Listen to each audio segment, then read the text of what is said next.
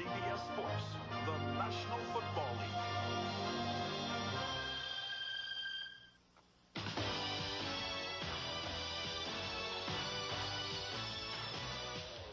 You are looking live at Giants Stadium, where it's a matchup of recent Super Bowl champions, the Giants and the 49ers, both coming off important opening game victories. The Giants won with defense. In fact, Jim Burt's 39-yard fumble recovery outgained the entire rushing offense. Down at Atlanta Fulton County Stadium, the Falcons host the Saints, whose quarterback, Bobby Hebert, threw 4 touchdown passes last Sunday for the best game of his NFL career.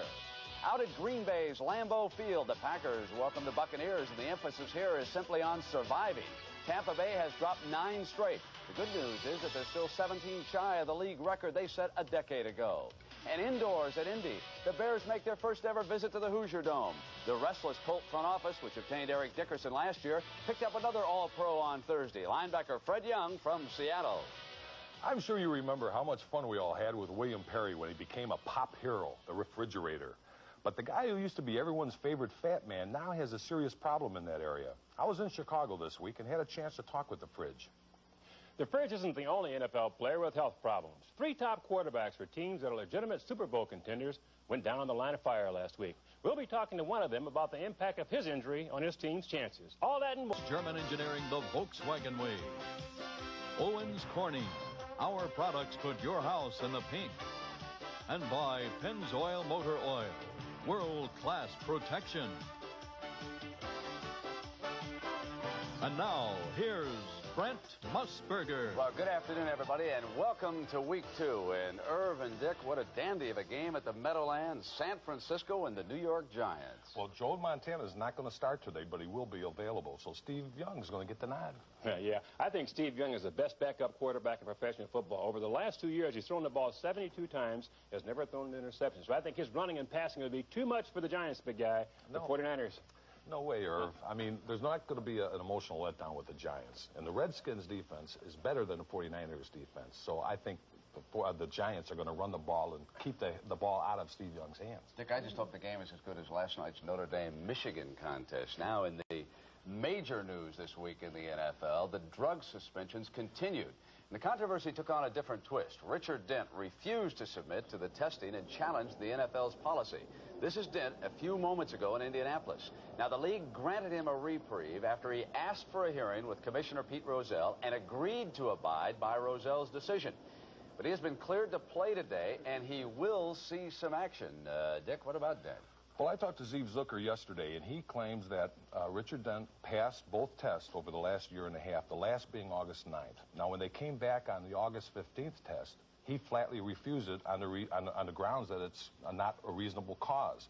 So he's going to play today. Next Friday, they're going to have a meeting with Commissioner Rozelle, Zucker, and Richard Dent, and they're going to try to iron out that controversy. And Steve Zucker said if it's not ironed out, this could blow up to be a pretty big thing concerning all sports. Yeah, hard-nosed agent there. Well, I talked to Richard Dent last night. He told me the reason why he said no is very simply because last year he worked at the Cook County Sheriff's Department in Chicago and spoke to over 60,000 kids in the Chicago area about not getting involved with drugs. So he felt a little embarrassed if this came up with him. He said there was no reason to be tested. He's clean, so he just said no to the drug test. Yeah, Irv and Dick, 2 suspensions stand, though. Charles White and Calvin Thomas became the latest to be suspended for violating the league's substance abuse policy. Now, this raises the number of suspended players in the NFL to 16. Now, that may not be the end of it. More suspensions are likely to follow throughout the season. And this stepped-up enforcement on drug abuse is a direct result of a new and tougher league policy. And to understand the details, we took a look at the rules. Players are tested in 3 areas: illegal drugs, steroids, and alcohol in unusually high concentration. Under the league's policy, the screening process began during training camp when all players were tested. The results of those tests were not made public, but those players who tested positive were notified that they were subject to weekly tests over the course of the season. The timing and circumstances of those tests are to be determined by the league's official drug advisor, Dr. Forrest Tennant. And there's one good peak here, 467 and 536. Cocaine. That's cocaine? Yeah. It was the result of those tests that led to the 16 suspensions. Even players who did not test positive may be subject to a follow-up test if the league or team physician believes there is reasonable cause. NFL policy defines that as the following: criminal involvement, prior treatment for drug or alcohol problems, admission of a current drug or alcohol problem, and physiological signs of behavior that arouse suspicion. Well, as a fan, Dick, the key thing to remember is that more suspensions may follow. But how about other folks in an organization? Can they be tested? Well, I found out with the Chicago Bears, the owner, Michael McCaskey, is tested, and it goes all the way down to the equipment man. So they're doing something about it. You bet. Let's turn our attention to college football. Let's take a look at the NFL Today Top 10. Here are 5 quality teams at the top. Miami, UCLA beating Nebraska, Oklahoma, Clemson, and Georgia. But with the next 5, let's honor some different folks. How about Rutgers restoring the pride to the state of New Jersey? Wyoming, Hawaii unbeaten, Duke beating Tennessee, and Reggie Ho, the Karate Kid. Did you get an opportunity to watch him last night for Notre Dame? Watch the setup. He's 5'4", about 140 pounds with his equipment. And after he beat Michigan, John Dockery had this conversation with the new Irish superstar. What about this visualization? What were you doing? It works perfectly. Visualizing going right up to the uprights, the ball, yes. Can I say something? He has a 3.8 in pre-med. I'd like to point that out. More importantly, he has a 4.0 in field goal kicking for Holtz and the Irish. And we will continue with the NFL Today on CBS in just a moment.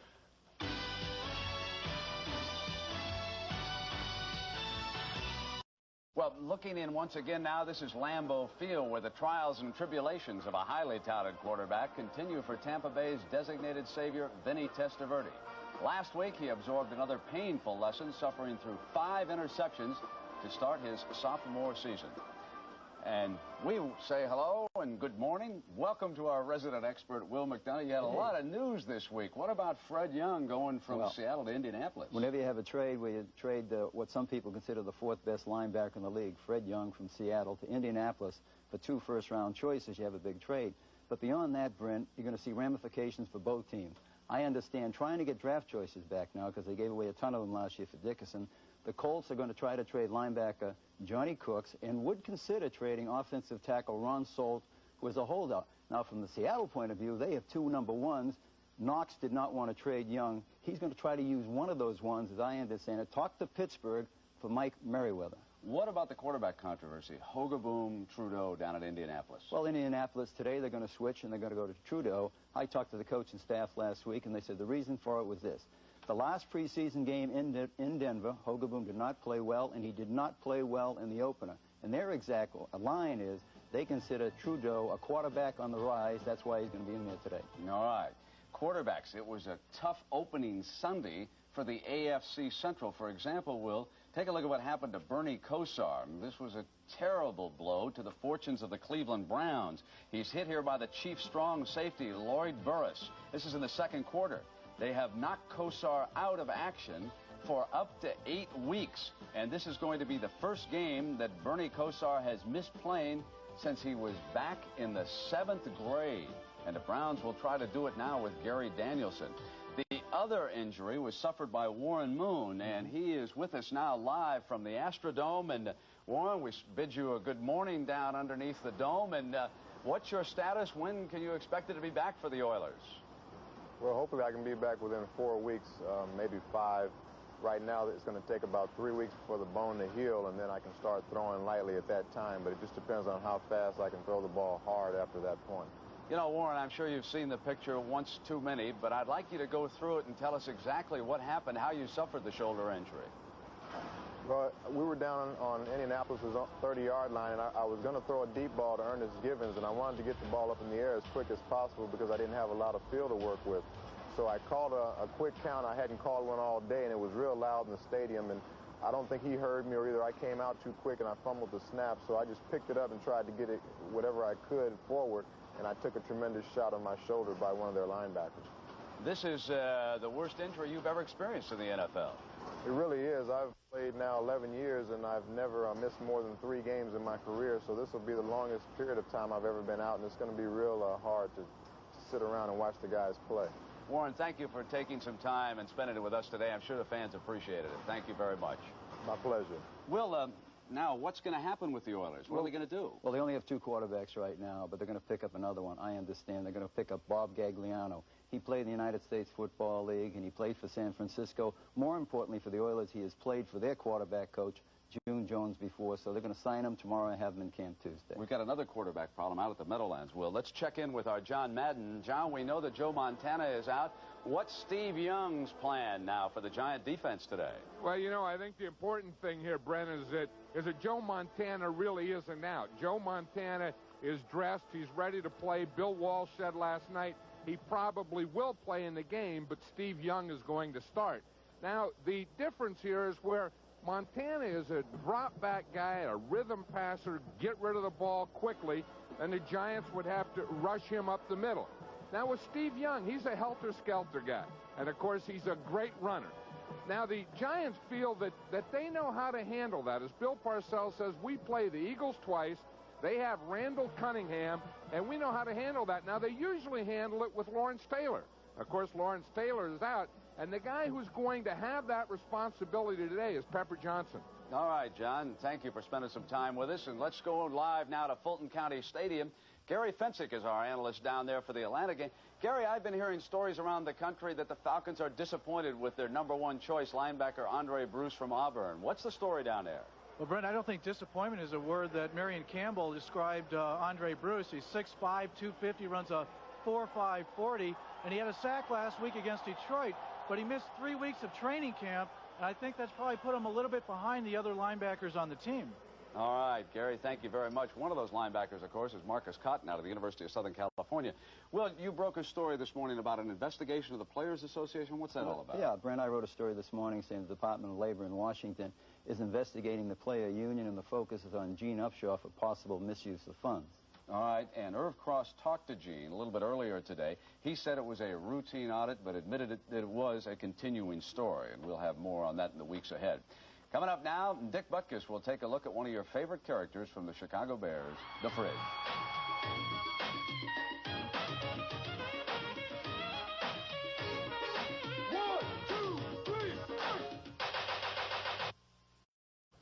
Back live at the Hoosier Dome in a state that was once considered solid Chicago Bear country. William Perry, once considered solid at defensive tackle, has been moved up the line this year to defensive end. But that's not the only new challenge the Frid has had to face this year. Dick Butkus visited him in Chicago for a look at the larger problem. For the Fridge, this is the enemy. As it is for most of us. But the Fridge not only has to beat this opponent every week to play football, he has to beat it to be able to live a healthy life after his football career is over. It's very serious. You know, people die from heart attacks. They got kidneys problems and everything. You know, that's what they die of. You don't hear nobody, dying of or that he was compulsive overeater. You don't hear that. As they use, big scientific names. Perry in motion. The pass to Perry. Touchdown. Overnight, he became a household name, America's favorite appliance. The Fridge, shuffling all the way to the bank. Well, I really honestly don't feel like there's any animosity towards the Fridge or McMahon or anyone else that cashed in commercially off of our success of the Super Bowl year. But I think it did affect some of the players that got very big. The bigger your name is on the marquee, the less you feel like you've got to prove on the field, maybe. What kind of stuff do you eat to maintain this weight? Well, you have a salad, maybe a little salad? Yes. But his salad days are now over. The Fridge ballooned to nearly 400 pounds, and when he reported to camp this summer, his weight was no longer a laughing matter. I'm not talking football, I'm talking life. Where are you going to be? Where are you going to be 3 years after football if you're 378 when you're working out?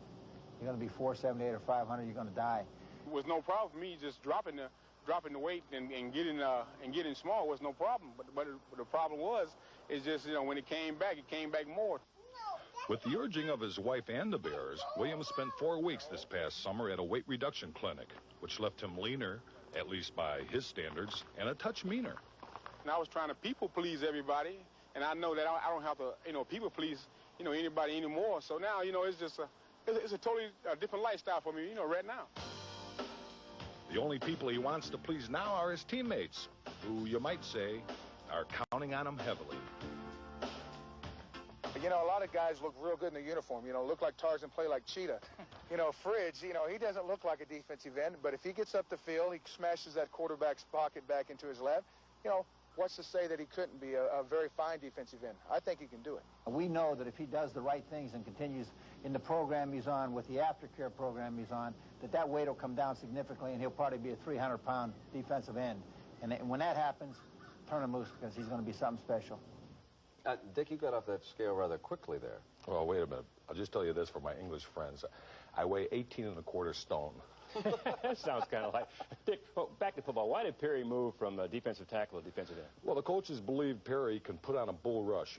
He's short, but he's very strong. And if he could put on a bull rush on that offensive tackle, he can drive him back into the pocket and create problems. And the problem might be for the offense is that they might have to put 2 people on him. And what that does, it puts only 1 man on either Steve McMichaels, Dan Hampton, or Richard Dent. And one-on-one, those guys can beat anybody, I believe. That's against the pass, Dick. What about the point of attack, taking on the run for the... What about the run? Brent, did you ever try to move a freezer? Come on. He's going to plug it up. I got it.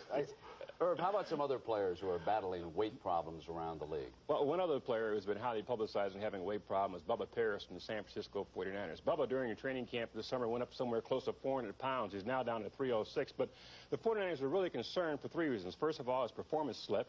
Secondly, when Bubba gains weight, he gains it right here in the midsection. He really gets round and rotund. And thirdly, he's had 2 surgically repaired knees. And with that additional weight he was carrying, they felt it would reduce his career by at least 2 years and cause further health problems in the future for him. So now he's down to a spelt 306 pounds and playing fairly well. Spelt 3. You never gain any weight. How do you stay in shape? I run 10 miles a day. That'll do it. In the NFL today, we'll continue live in just a moment.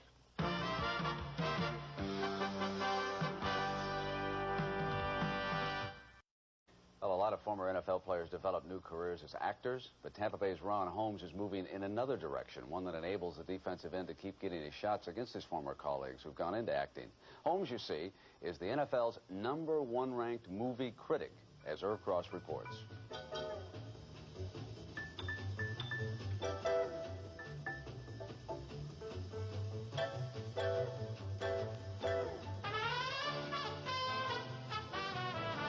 On our off days, I go see a 1 o'clock movie, then I go see a 5:30 movie, and then I might go see a 9:30 or a 7:30, depending. So I get 3 movies in on Tuesday. If there is a movie I want to see that I'm not quite sure of, or there's 2 or 3 that I might want to see and only have 1 night to see it and a big date, I'll ask for Ron's advice, and he's always come through. Oh, I'm glad he has a lot of confidence in me. I didn't know they were his big dates, but next time I guess I'm gonna have to fix him up with something real special. To Ron's cultivated taste, nothing beats a good horror movie. And nowadays, watching them is good practice for having to look at the Tampa Bay game films. I got a sneak preview already coming out for Buccaneers 2 against Green Bay. I heard it's supposed to be a 4-star movie. You better be careful, Dick. You'll be reviewing some of your movie acting work. Well, I don't know about my movie work, but he better critique the offensive line of the Packers, because he's got them today. All right. Dick and Herb, before we send the folks out to the games, those of you who are going to be watching Chicago and Indianapolis would have heard from our Hank Stram today. But Hank experienced dizziness yesterday. He was admitted to the hospital in Indianapolis for observation. Henry, we hear you're doing fine. We're going to miss you. Come back soon. In the meantime, rest up and enjoy the games with the rest of us. You bet, Henry. You bet. We're with you, babe. You bet. So long, everybody. We'll see you at halftime. Coming up now, we're going to send you to the stadium. The big game today, the New York Giants and the San Francisco 49ers. So long, everybody.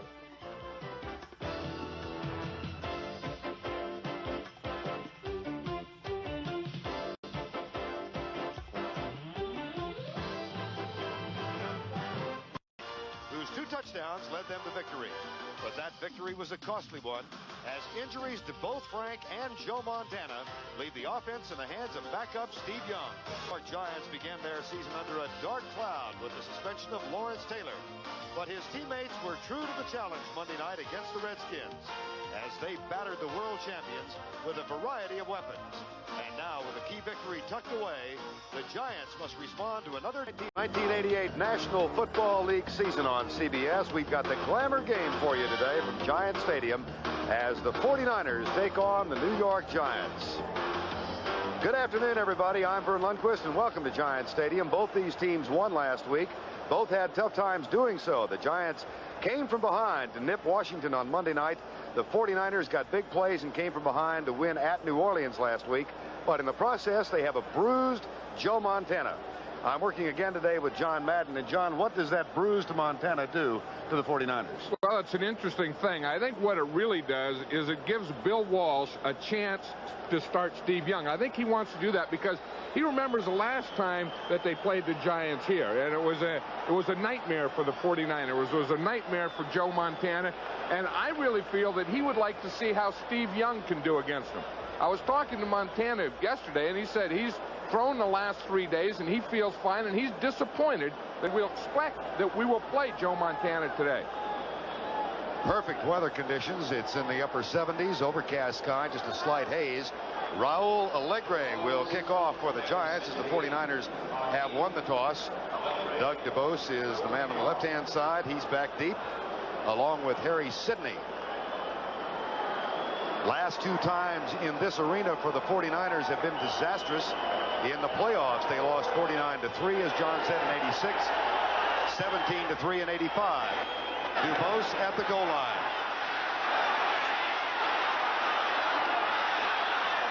Cut down as he gets to the 27-yard line, and Steve Young comes on for his first start of the year.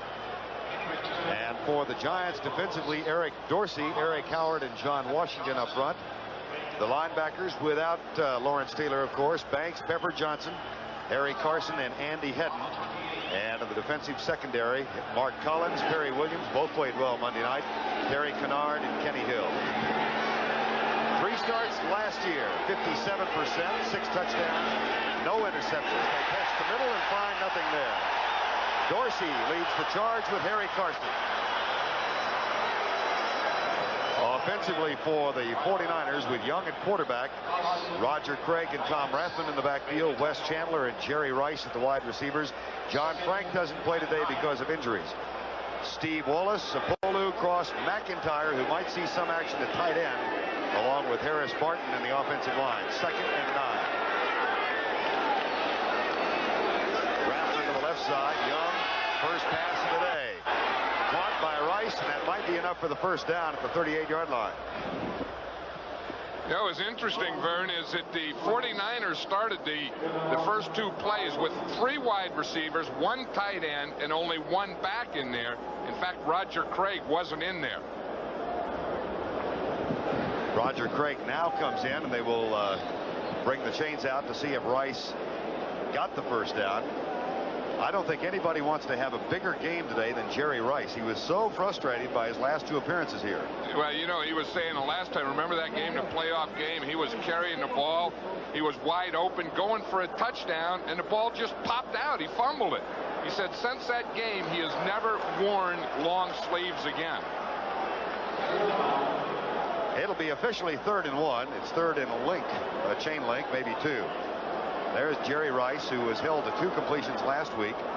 In 2 games at Giant Stadium, both in the playoffs. 7 for 93 yards, no touchdowns. And the big one was that drop of a potential touchdown. It was funny. We were talking last night to both Jerry Rice and to Steve Young. And Jerry Rice said, well, I didn't get the ball much last week. It was no big deal. And Steve Young said, I'll guarantee you're going to get it a lot tomorrow. And he goes to him on first down. 3rd and 1. Last week, 7 of 10 on 3rd down conversions.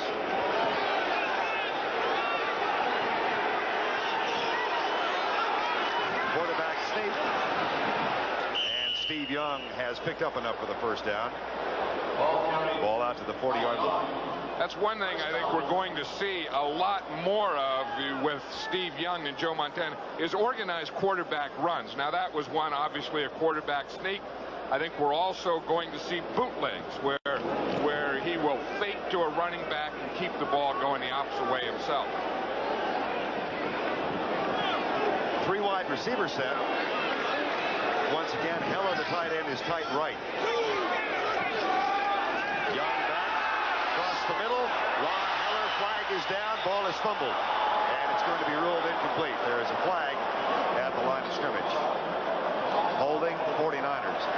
John Frank bruised his ribs and his hip On his first catch last Sunday, he played the entire game, scored 2 touchdowns, but didn't practice all week. So Ron Heller is the only healthy tight end in uniform for the 49ers. Holding, 62 offense, 10-yard penalty, repeat first down. That's Guy McIntyre with the hold. You see him, he's a right guard there, right to the right of the center. Now watch him here, he's blocking down there on Howard. He just grabbed him with his left hand. That's not bad. You know, usually a guard will do that, or a lineman will do that when he doesn't move his feet. Howard took an inside move on him. He didn't move his feet, so he had to move his hands, and that became a hold. First and 20. Draw play. Gregg belted backward. Pepper Johnson. Gary Carson. You talk about a guy who had a big game last week. Was that guy right there, Pepper Johnson? He got those 2 hits on Doug Williams, and you're going to see the 2 inside linebackers right there. That's Carson and Johnson. They're responsible for the draw. They start a step back, but look how quickly they read that thing. And they both get there, boom, boom, right at the same time. I'll tell you, that made Craig go back the other way where he came from. 2nd and 18, Rice in motion. Split backs behind Young. 4-man rush. Here's where he is so dangerous. Whoa! That will be an incomplete pass or a fumble. Boy, that's a tough call for the referee to make. Well, that's the way. What the rule is, if the ball comes out of his hand, of course, it's a fumble. If it were a throwing motion and part of a throw, then it's an incomplete pass. Here he's going to, no one's open. Good coverage by the Giants. Now he's scrambling here. Did he drop it or throw it? No, that ball came out the back. That is a fumble. It didn't come out when his arm was going forward. They're going to look at this on instant replay now, but I think their call is right. Covered by the Giants, first down. It's going to come out the back door on him. Had not started his forward motion. Oh. That is tough. That's a real tough call. Gordon McCarter made the call. Joe Morris. And one thing the Giants must do this afternoon, they feel, is run well. They had 56 yards in the game Monday night on the ground. And here is Maurice Carthen. Let's go back to the last play and look at the coverage on Jerry Rice. I think that's what he was trying to do, and they have good coverage on Rice. You see, that's the thing. You see good coverage there by Mark Collins, 25. He just mirrors him and runs all the way with him. Carthen is in. 2nd down and 6. Joe Morris goes right.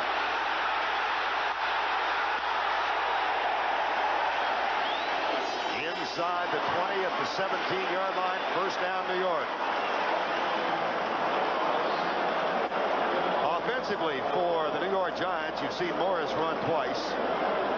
Bill Sims, Morris, Lionel Manuel, and Ingram are the wide receivers. Zeke Moat and Mark Bavaro at tight ends, though Moat is out now. William Roberts, Billard, Bart Oates, Damian Johnson, and Carl Nelson up front. Carthon has replaced Moat. They're in the eye on 1st and 10 from the 17. Morris comes left.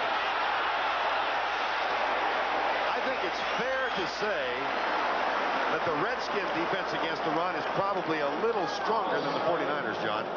I think the Redskin defense, period, is a stronger defense than the 49ers.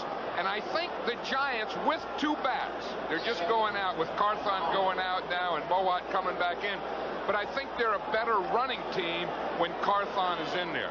Of course, he doesn't give them the pass receiving that a Moat does. 2nd down and 5. No score. 11:23 to go, first quarter. Ingram left. Manuel in motion. And Sims across the middle. Touchdown. Lionel Manuel wide open.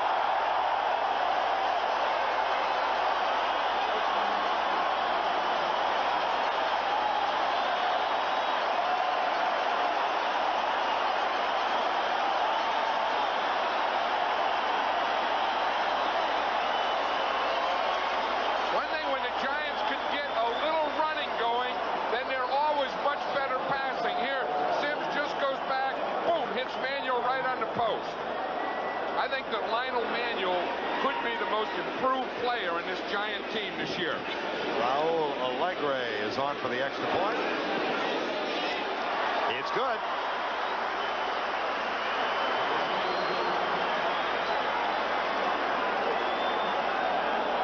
Bill Sims and Lionel Manuel after the fumble recovery, and the Giants lead it 7-0.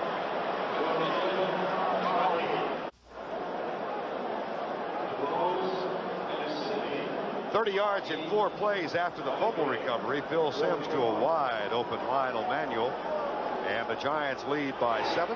11-12 to go first quarter. Alegre getting ready to kick off again. 49ers had that same problem last week against New Orleans. Ball blows off the tee.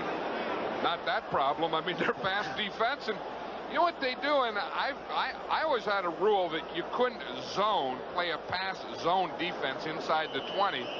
And the 49ers do that. They do that inside the 20, inside the 10, and I don't still understand how you zone the end zone. And we'll see how it didn't work in a minute. Here's Doug DeBose. And a flag comes flying from way out at the 40-yard line. Pepper Johnson made the tackle. And that one was thrown for a long distance. It'll be against the 49ers. Pepper Johnson's earning his paychecks now, isn't he? He plays inside linebacker, outside linebacker, kickoff coverage. Illegal block, number 53 receiving team. Half the distance from the spot of the foul, first down. That'll be a costly one for the 49ers. Johnson had that big game Monday night, said he got home late after the game, and the answering service had 20 messages congratulating him, and one call from his sister and said, don't get the big head, you missed too many tackles. Missed too many tackles. That's good. I like that. That's the way a coach does. You know, you do all this and a lot of yeah buts, and the yeah but is yeah, but you missed tackles. Young, play fake. Let's go back and watch the 49ers give up a touchdown pass. You know, here's what I'm talking about zone. Watch the corner zones, the safety zones, this corner zone. Now Manuel comes in motion, runs right up here into the end zone, and there's no one on man-to-man, and I don't think that you can zone that. If there's anyone's job, it's the free safety in the middle. But watch, a little play back, that holds the linebacker, and watch Manuel. He just runs right up through the zone of the defense, and he's hitting the seam between the safety and corner. Roger Craig on 2nd and 1. That's a first down out near the 22.5. Kenny Hill made the tackle.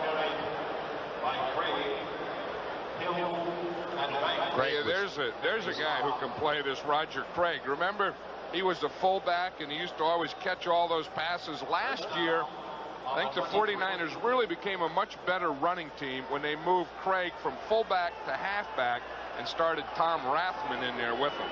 Rathman is left now on 1st and 10, and Craig to the right.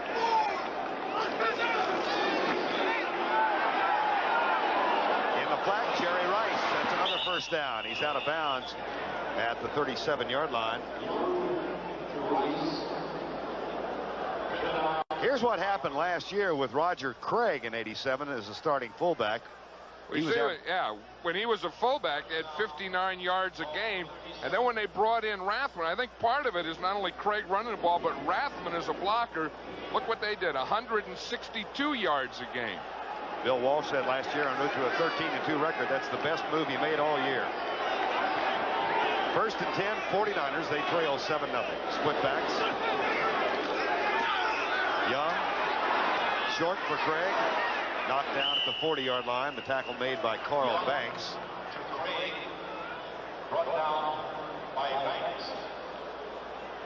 Let's watch in there Eric Howard, number 74. Watch him against Randy Cross. You see Cross get his hands up on him, push him. He knows he has help from his left guard. So if he's going to let him go, he can let him go to that side, push him right out into the guard where he has the help. Where he gets in trouble is where he goes the other way, where he doesn't have any help. 2nd down and 6. Rice lined up to the right side in a wing spot. Hand off Roger Craig. Gets a good block from Jerry Rice and stays on his feet out of bounds at the 49. Another first down. Well, they say wide receivers don't block, but Rice that time did. I'll tell you, Rice blocked, and Roger Craig ran right over number 48, Kenny Hill. Watch Hill as he comes off this. He's going to make the hit here. And I'll tell you, he doesn't take him down because Craig, the one thing he does, he has that high knee action, and he always keeps those feet going forward. 1st and 10, 49ers. 8:54 to go first quarter. 7-0 New York. I formation this time. Chandler right.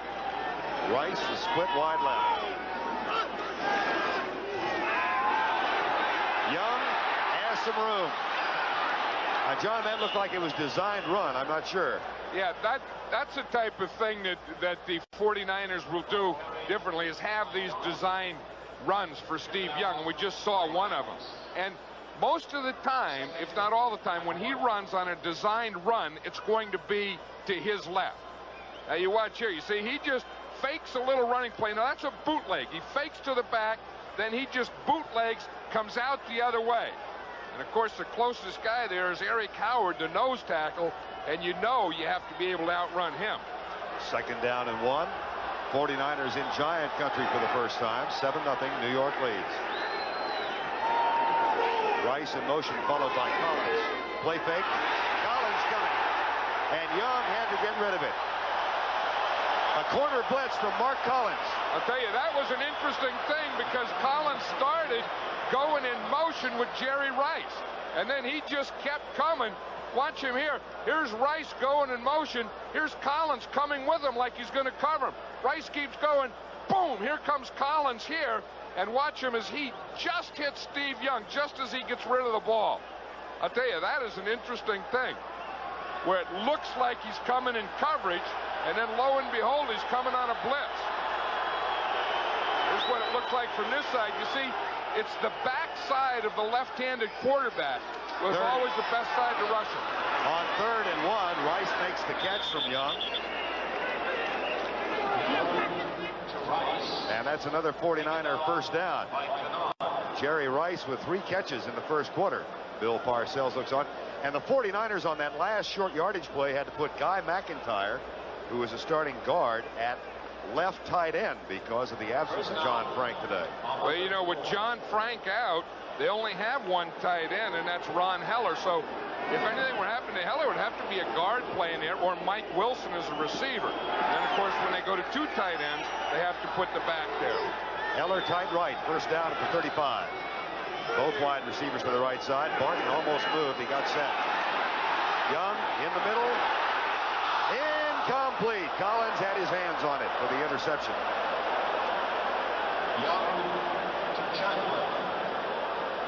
Last week, the 49ers in the New Orleans game had trouble getting the ball to their wide receivers. Only 3.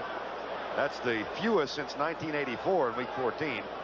And already today, Jerry Rice with 4 of 5, or to the wide receivers, that is.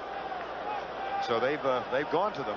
Well, see, and last week they had 5 to the tight end. They haven't completed one to the tight end yet in this game. 2nd and 10. 7-0 New York leads. Here comes Hedden on the blitz. Roger Craig with 3 blockers in front. And he's down at the 23-yard line. Barton was out there. And McIntyre. Pepper Johnson makes the tackle. You know, the interesting thing here, Vern, is on a left-handed quarterback, as he comes back, his backside comes from here. So this is where you rush him. The right-handed quarterback, you always want to come from here. But now this is the second time we see the Giants as he turns to bring their rush. That time it's Andy Hedden, 54. But you see, usually you just take that and flip-flop it. But you always want your rush to come from the quarterback's backside. Impressive drive by the 49ers. Young, fade route in the corner, tipped and incomplete, and no flag. There is a flag back at the line of scrimmage. It has nothing to do with the possibility of pass interference. Motion. 49ers.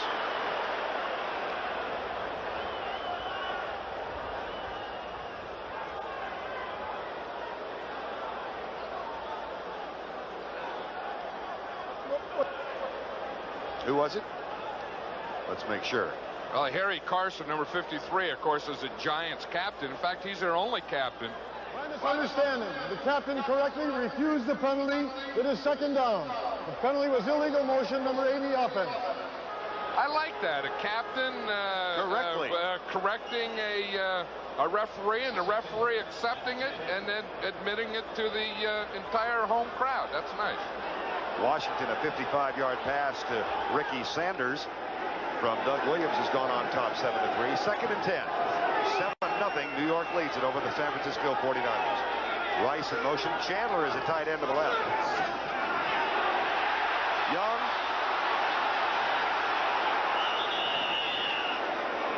Back to the 19-yard line. Now for an NFL update. Let's go to our NFL Today studios. Brent Musburger.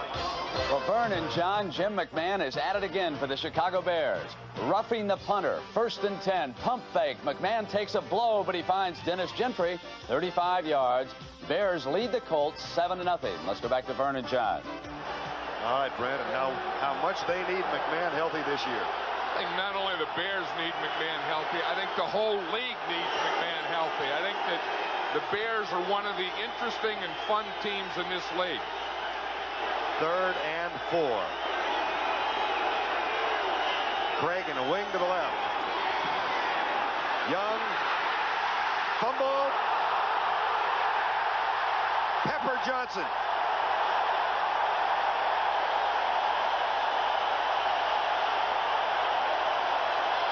I'll tell you again, it's that backside rush. That time it was Eric Dorsey, number 77, the left end. Watch him. He's working against Harris Barton. He's right here. But watch again. It's a backside. He hits Steve Young, and he doesn't see him. Watch him. He starts outside. He's working on Harris Barton there. Gives him a move, arm over. Look, Young has turned to that side. Didn't see him. Whack! Put his helmet right on the 8, and the ball popped out. Pepper Johnson gets the fumble recovery after Dorsey's tackle. Second Steve Young fumble, second turnover. And the Giants with a 7-0 lead have the ball at the 24. 6:40 to go first quarter. Lee Rousson checks into the backfield. Play fake. Sims, Rousson. Rousson obviously inserted for just that play. We didn't expect to see that much of him. See if he stays in the lineup. Nope, he's going to go right to the bench. I'm sure you're right. It was a first down play after a turnover. Sure, Bill Parcells had this play to Rousson and said, here, go in, we'll run this play. Second down. And 3. Split backs behind Phil Simms. Joe Morris. That one took a while to get developed. Well, you know, when the Giants were really good offensively was when Joe Morris would have all those rushing yards, and then the Giants would get that going, and then they could go play pass and all the things that go with it. But when they did that, most of the time they ran to their right, and it was that kind of delay play to that side. Last week, 3 of 10 on third down conversions, 3rd and 2. Now you saw Tim Sherwin, number 81, check in, a tight end, 87 rather, acquired in a trade with the Colts. He is lined up tight to the left. That's Moad in motion. Play fake in the face of a rush. And roughing the passer is going to be called on Chet Brooks, the rookie out of Texas A&M. I think he may have stuck a face to the helmet, or an arm to the helmet. I tell you, he's saying he just had his arms up. I don't know. That looked awfully close to me. But again, now it's that backside, the left side, the right side of the Personal defense. foul, roughing the passer, blow to the face. Number 31 defense, 15, automatic first down. Again, you see the play fake. Here comes Brooks. He's right there. Unless that left hand hit him in the face, that's the only thing I could see that he called. He argued against the flag, but without success, as you might imagine. 1st and 10.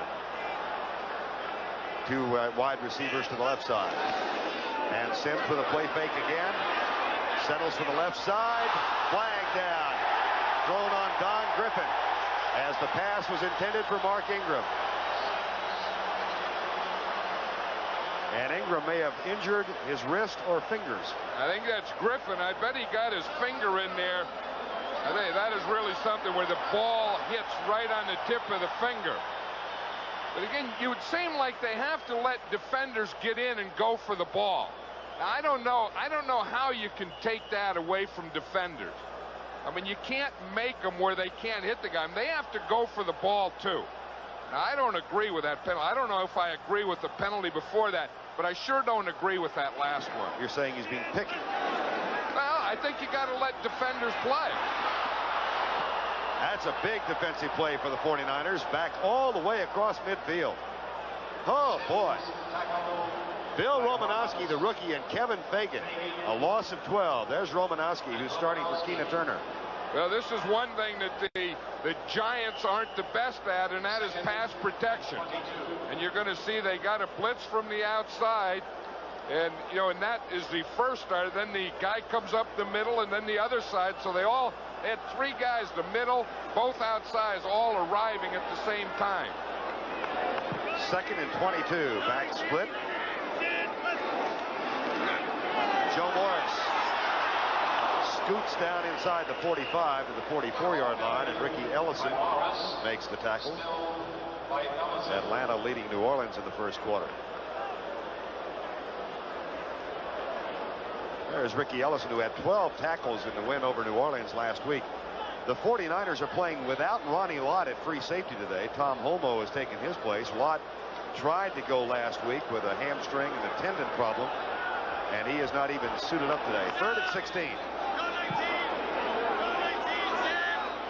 Shotgun. 4-man rush. Bavaro. That will be far short of the first down at the 34-yard line.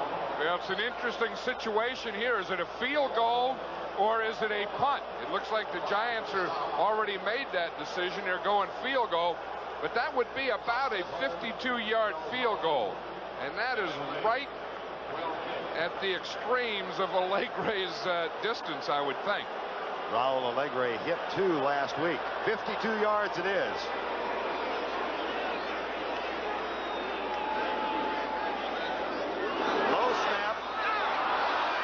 Hostetler, the holder, has to bury the ball. The 49ers take over at the 44. Bad snap. You know, that was, but you go back to the extra point when the Giants scored the touchdown. I think that same thing happened in the extra point. Hostetler got it down. That time he didn't. Bart Oates was the center. 49ers have the ball. Ladies and gentlemen, Tampa Bay, nothing. 7-0 Giants, but they had a bad snap on the field goal. Bart Oates, let's take a look at it. You know, Hostetler does a pretty good job there. In fact, I think had Allegre stayed with it, that was a terrible snap. That just rolled back there. But maybe he could have had a shot at it. How you like Allegre's blocking stance?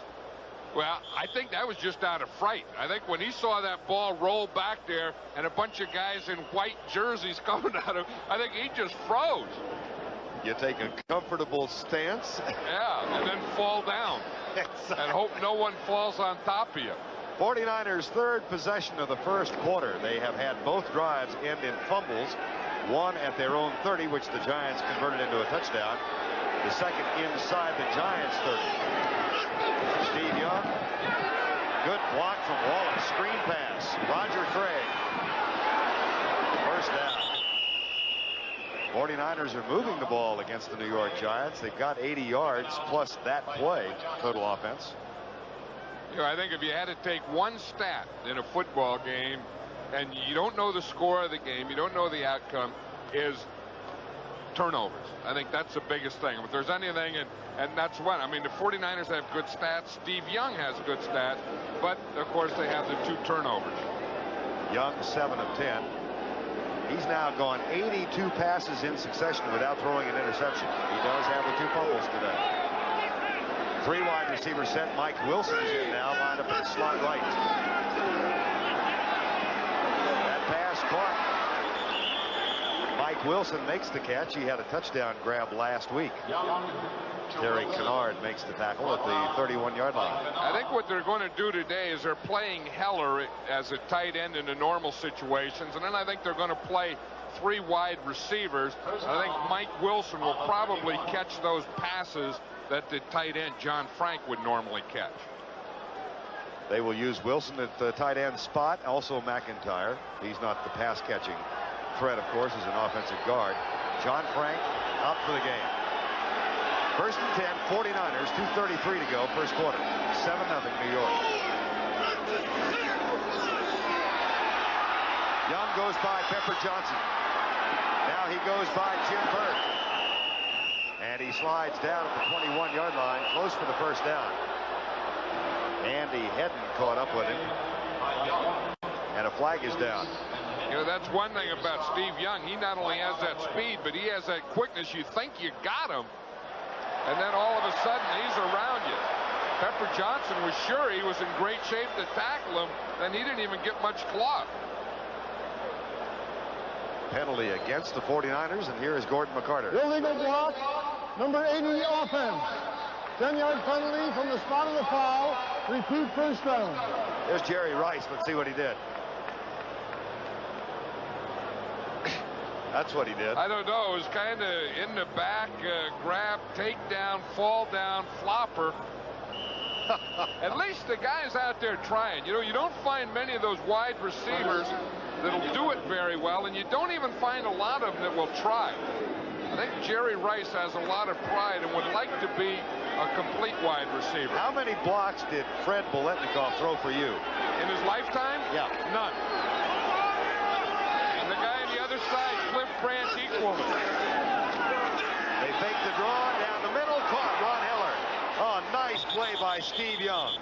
And Heller releasing late, first down at the 15-yard line. Now that's ball handling there, Vern. You see that? That was that old carry back thing. Watch it here. Steve Young is going to come back. He's going to go up above, beyond Craig. Look, and then fake up front to him. That's that fake draw, and then hit Ron Heller in the middle. I'll tell you, that did hold those two inside linebackers too, didn't it? And boy, isn't ball handling an overlooked element of the game? You don't talk about it. No, you don't see that much anymore. One of the best played for this team left-handed years ago, Frankie Albert. First down, 49ers. Gregg down to the 12-yard line. Tackle made by John Washington, number 73. Yeah, there's Joe Montana there in the cap. He's given the signals. He gets the play from Bill Walsh. Then he signals it in to Steve Young. Hey, he is not a happy camper right now. No, he's not. I mean, he said that he threw for 3 days. He felt that he could play, and then he was disappointed that he didn't get the start today. Final 40 seconds. First quarter, 2nd and 7. Rice in motion. Play fake again. Young in the grasp. Now, once he scrambles out of the pocket, is he treated as a runner or a thrower? Well, he's treated as a thrower, but the thing is, I mean, he's treated as a runner, but the thing is you have to play the whistle. And I think we're going to find here that what happened is he started to scramble here. Andy Hedden is number 54. He's going to grab him. See, he has that ball out there. I think what happened is the whistle blew before he knocked it out. Had to be. Yeah, because that had to be a fumble, had it not, because Hedden just punched it right out of there. Well, Young has fumbled twice officially. And that's the end of the first quarter with our score. The New York Giants 7, the San Francisco 49ers nothing.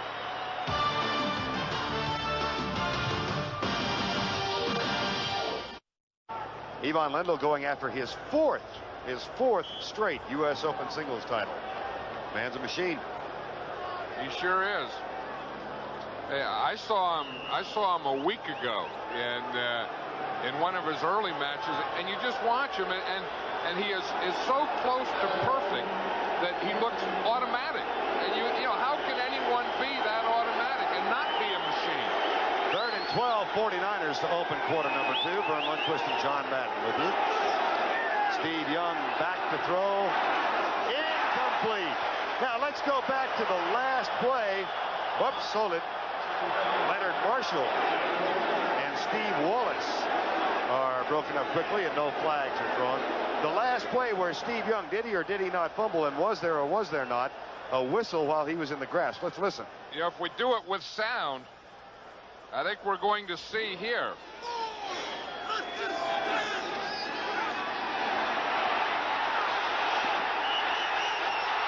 He did. He fumbled that ball before the whistle blew. That should have been the Giants' ball. And we had the whistle and the ball and the fumble. Mike Cofer puts it up and gets it. He's now 3 for 3 for the year out of Montana's hold. Ron Heller a little late getting up. The 49ers get on the board in the first 9 seconds of quarter number 2. You're looking back at the skyline of Manhattan from the west side of the Hudson River. The 49ers and the New York Giants live from Giant Stadium in East Rutherford. Vern Lundquist and John Madden. 14:51 to go before halftime. And the 49ers just got a field goal from that man, Mike Cofer, who replaced Ray Wersching. Deep men are Lee Rousson, along with Mark Ingram for the Giants. 7-3, Giants lead. This is Rousson. Fumbles, picks it up. And is knocked out of bounds short of the 20 at the 19-yard line. Tackle made by Chet Brooks. Thus far in the game, what's happened, in case you joined us late? Young started for Montana, though Joe could go today. The Giants 7 points off 2 Steve Young fumbles. And the total yardage, 49ers almost 3 times, or yes, exactly 3 times as much as the Giants. All of which goes back to your point about turnovers. Who's winning? Well, it is the turnover, and then the 49ers, I think, dodged a bullet on having another turnover, and out of that they got 3 points because it should have been the Giants' ball. Sims has Mowat way out to the right side. That's manual in motion. Quick screen, left side. Mark Ingram doesn't get much.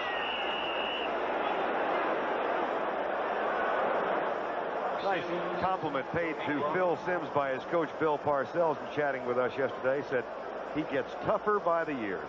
Yeah, I agree with that. I think that Phil Sims is one of the toughest guys in the NFL. And you look at him and you know, blonde-haired, blue-eyed guy, and you think, that guy can't be tough.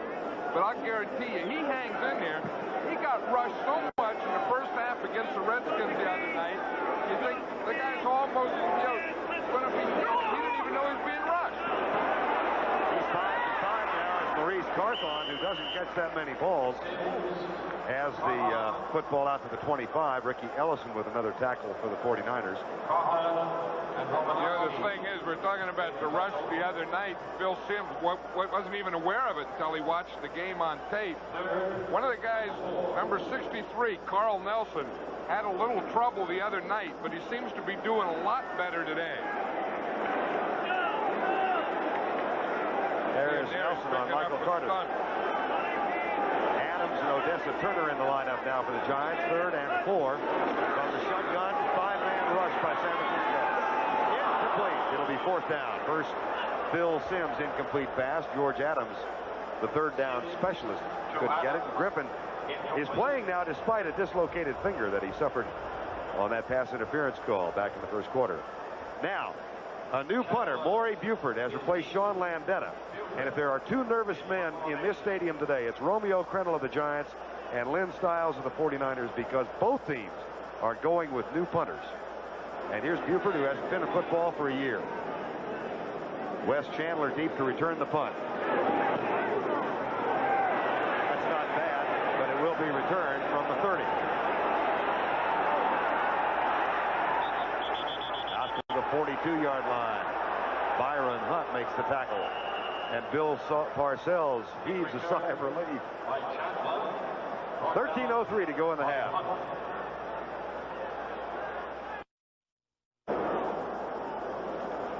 '49ers have moved the ball with ease against the Giant defense, but they've only gotten 3 points out of this. There's Jim Burt, the hero of the Monday night win, with a 39-yard fumble return for a touchdown. He was timed in 7.2 seconds. I don't know how much of a hero he is. You know, when you get one and you have to run 40 yards, that's what they time the players in anyway. And a good time, like for a lineman, would be like 5.51, 5.2. He ran it 7.2, and he's still taking the heat for it. Young, incomplete. Jim Burt picks it up. Burt becomes a ball hawk. Oh, yeah. He wants to stay. You know, those guys never get to touch a ball. You know, you never let an old nose tackle touch a ball. I mean, they go there and they practice and they give them some stupid fumble drill or something and let them touch it. So if they ever get their hands on it, I mean, that's like Christmas or something when you get something like that. I mean, that's like, look at all these presents and stuff. I mean, that right there is enough to have a party on. Call it a party. Call your friends. 2nd and 10. Roger Craig. Oh, nice move. Still going. First down for 40. Barry Williams caught up with it. A gain of 17. If Pepper Johnson's sister can call him again and say, Pepper, you missed a tackle. That's the second one, and I've seen him. And here on Roger Craig, you got to wrap your arms around him. Watch his great cutbacks he makes. Now watch 52. There's Pepper Johnson right there. Put his head down, didn't wrap his arms. Boom! Craig just jumped, stepped, ran right through it. And Jerry Rice continuing to add to his legend. He was downfield throwing another block. First and 10. Likes the contact, likes the collision. First and 10, 7-3, Giants lead. Don Rathman. That's close for a first down at the 30-yard line. Kenny Hill with the tackle. Rathman, the third-year man from Nebraska. Giants, as you know, or rather the 49ers, script their first 25. And here's the distribution today, John. Well, you can see that they had 8 running plays, 17 pass. Now, the 49ers, this just proves these are the plays that they think that they're going to run, and they run. It's thought out all week. But you can see Bill Walsh has always been a guy who passes to establish a run. Most teams want to be able to run and then pass. He will always come out throwing first. 2nd and 1, Rathman. Might have it, he does. At the 29, Gary Reasons, number 55, another of the heroes of the Monday night game, made the tackle there. It was Gary Reasons who blocked the punt by Steve Cox that led to the go-ahead touchdown. Tom Flynn ran it in. Reasons, who held out of camp a year ago and in the process lost his starting job to Pepper Johnson. First and 10, 49ers. Rice comes to the left against Perry Williams. Wes Chandler is right against Mark Collins. Williams plays off of him. Inside, trap play. Killing him right in the middle. Well, they are, but what they're doing is they're starting one way. They're giving him a little misdirection. Watch him. Craig is going to start up in here, you see. He'll start up and then cut back. You know, so you try and get these guys reacted and then cut back against the way that they're going. You see, I mean, they start into that side and then they bounce back to the other side. First and 10, 49ers. Split backs. Rice in motion.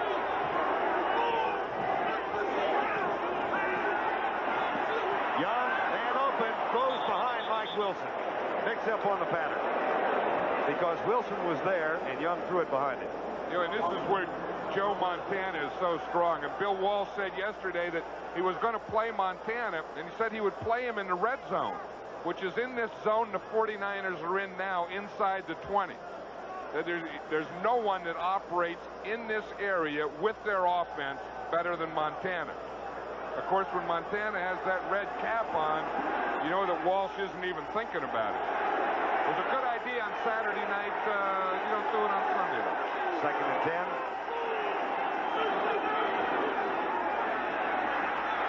Young almost picked off by Pepper Johnson. Young made a mistake. I guarantee you Pepper Johnson's sister is going to have a talk with him tonight, not only about those missed tackles, but about those drop passes.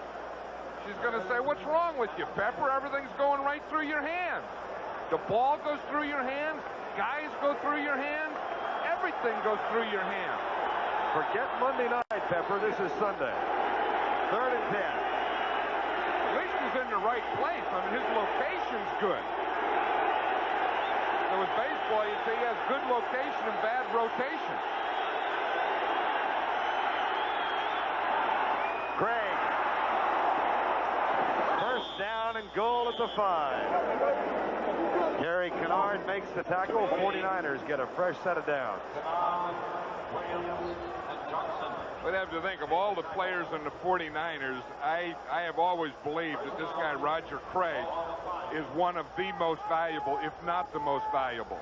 And I'll tell you that Tom Rathman helps him out, too. Did you see 44, the block that he got? That's the difference between a first down and not a first down. If Rathman doesn't make that block, Craig doesn't get a first down. Craig gets a rest now, and Doug DuBose is into the lineup. DuBose, the second-year man from Nebraska. 5 seconds on the 45-second clock. Down to 2, they get it. DuBose up the middle. No signal for a touchdown yet, and there is none. He's down at the 1-foot line. Ball carried. DuBose was one of those players that was suspended for drug abuse. He was out for 30 days, just came back last week before the Saints game, and now he's here playing his second game. It'll be second down and goal from just outside the end zone.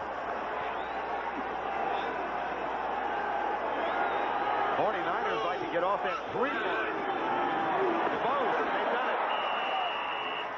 Touchdown, San Francisco. And a little shuffle from Doug DuBose, aimed in the direction of the Giant bench. This is the thing, what you try and do is you try and get all the defenders to go down. You see, make them make their commitment. Now you got the big pile, and then DuBose just comes in and he just dives over the whole bunch. If you hit that too quickly, you're going to hit it as the defense is hitting it. If you wait just a little while, they'll all be down. Gopher's extra point is good. Let's look at it from ground level and watch the high dive. Well, see, they all hit in there. Now watch, by the time he gets there, they're all down in the ground so he can dive over them. You know, he got up there about 10 feet 2 inches, I measured it. Didn't use the Fosbury flop. There was a flag on the extra point. Personal foul, number 62 on the kicking team. 15-yard penalty, re-kick. Aha. Guy McIntyre. Yeah, that makes a field goal out of an extra point very quickly. Ball is moved back to the 17. And Bill Walsh looks on in exasperation. Last 2 trips in here, the 49ers were defeated 49-3 and 17-3 in the playoffs. So their first touchdown in a while. They have only won here once since 1968. Gopher right through. So with 9:18 remaining in the first half, the 49ers get the touchdown from Doug DuBose, and they have a 3-point lead. 9:18 to go first half. 49ers have moved the ball at will, and they finally have the lead, 10-7. And watch what happened to Guy McIntyre up at the top of the screen. Well, here's McIntyre here. Watch his left hand. It's going to hit Pepper Johnson right in the face. Look at him. Whap! That's a pretty good left jab. That cost him 15 points, 15 yards. Gopher had to kick a field goal from there to get that one. Gopher kicks it. Broussard will take it and return it from the 3.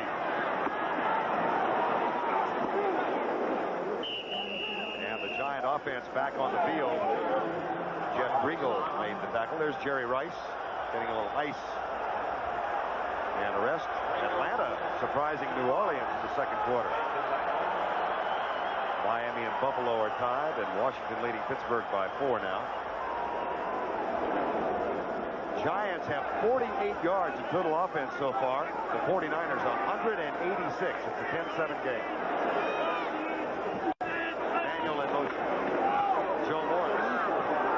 Jeff Stover is knocked down. And Michael Carter is right there. Carter had a huge game in the second half against New Orleans last week. I think Stover had a pretty good play on that one against Carl Nelson, too. Nelson was trying to move Stover. He just didn't get any movement on it. And, of course, that's not bad if you're not at the point of attack. When you're at the point of attack, you have to get movement on your guy. 2nd and 8. Mowat back in. Sims right across the middle. Mowat bounces off the tackle. Cut down at the 30. Ricky Ellison down.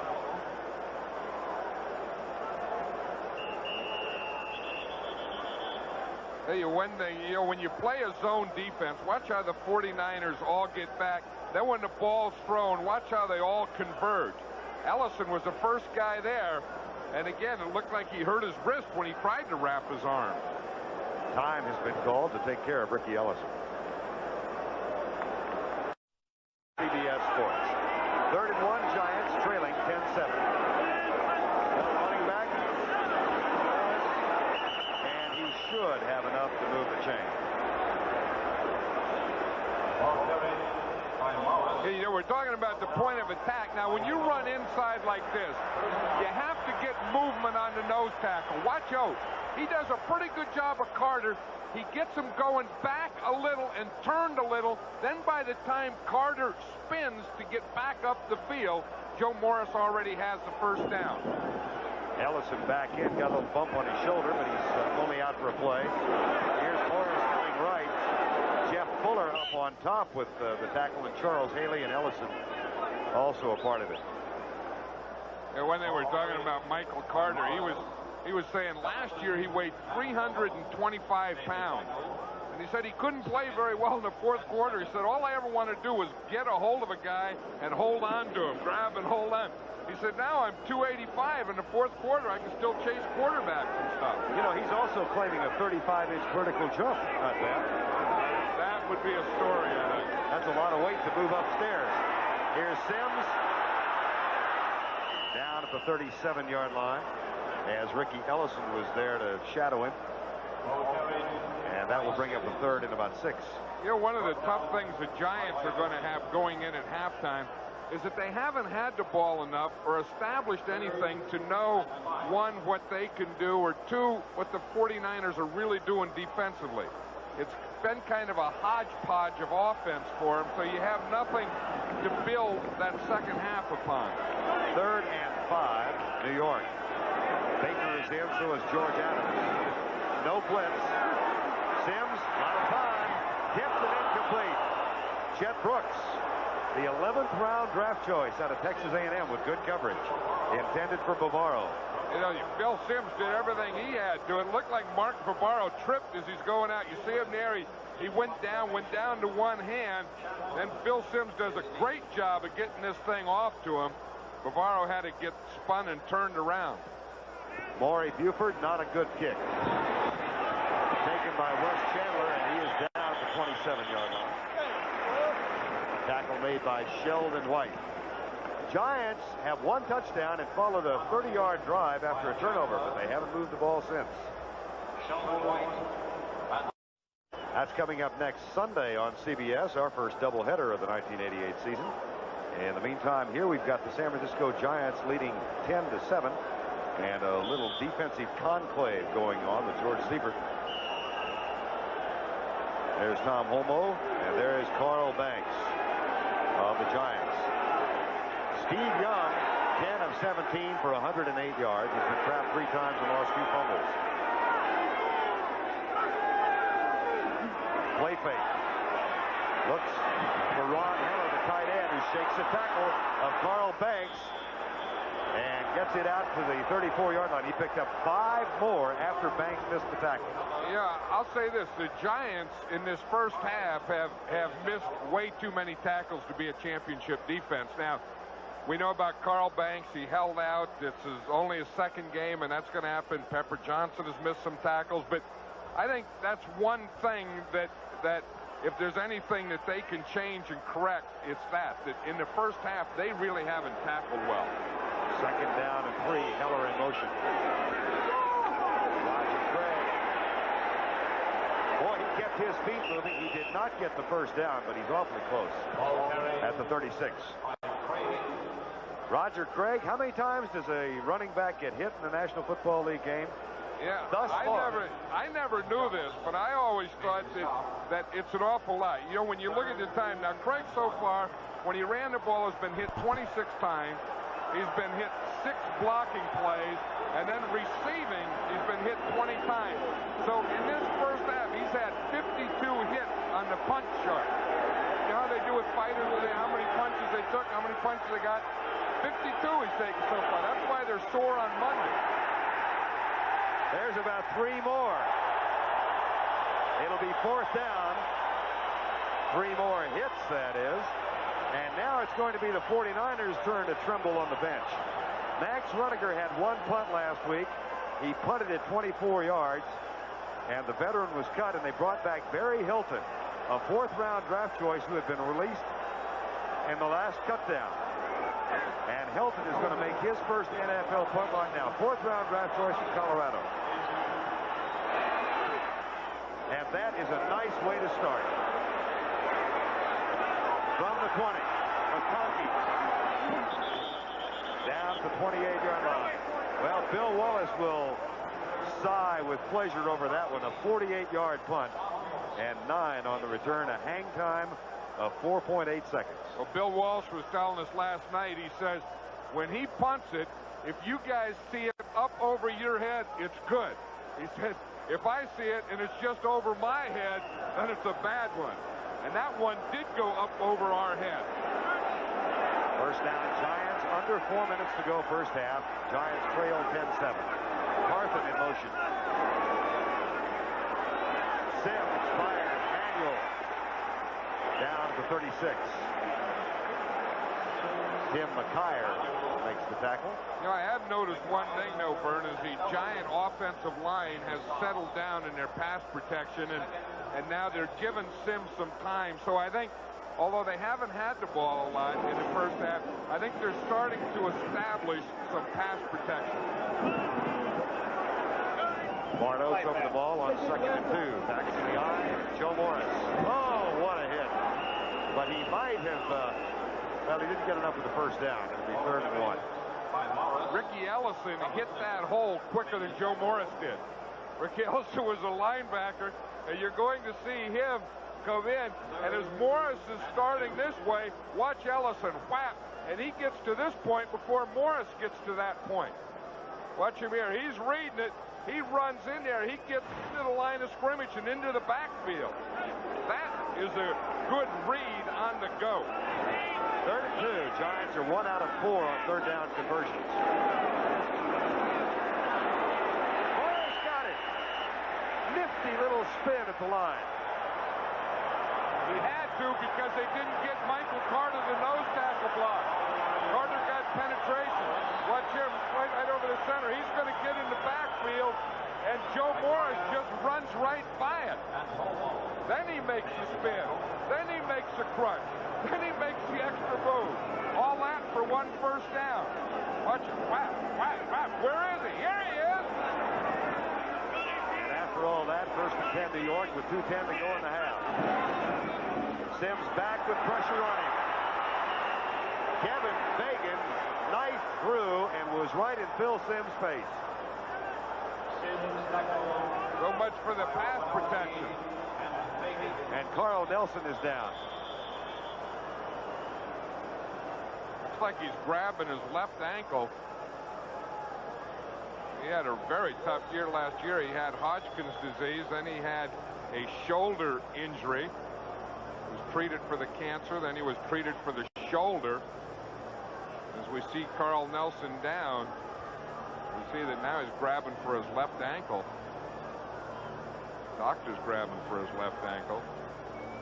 But you know, with all the things about football that we hear, I mean, we hear about the holdouts and we hear about the drugs and the suspensions, and then you wonder where a story like Carl Nelson, a guy through dedication, determination, fight, fire, life, fights all that, comes back, and this to me is a great story. I mean, this is what football is all about. This is what the NFL is all about. This is what Carl Nelson's all about. Here he is. We'll see what happened to him on that last play. But, you know, taking something like that on and then whipping it and then defeating it and then coming back and playing again. I think this is an amazing story.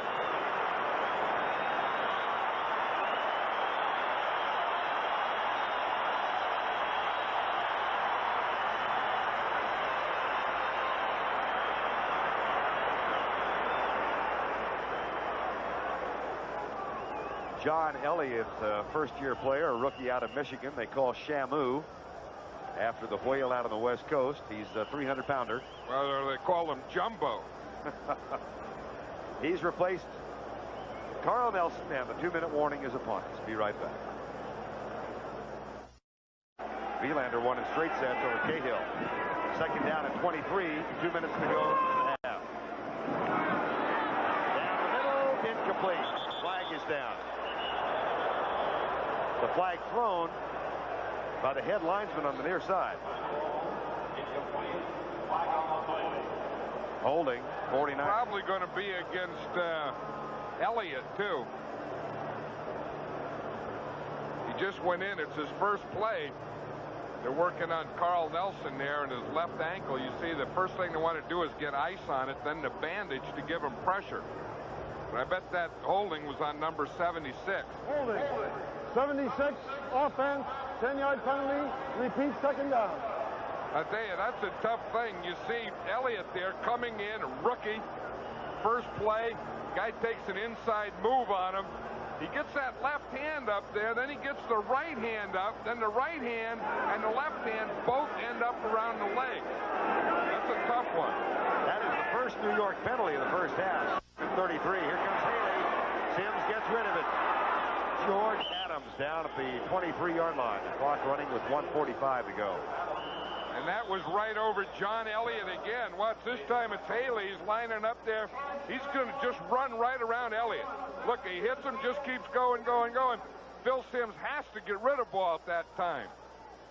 Hey, that's a tough thing for a rookie to come in on a passing situation and have two of them in a row and then draw a guy like Charles Haley with that speed and quickness.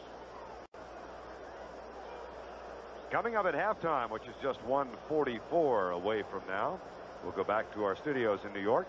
Brant Irv and Dick Butkus with scores and highlights from around the NFL, and a U.S. Open report as Pat Summerall, Tony Trabert, and Mary Carrillo get ready for the championship this afternoon. There's Ronnie Lott, who is not suited up today.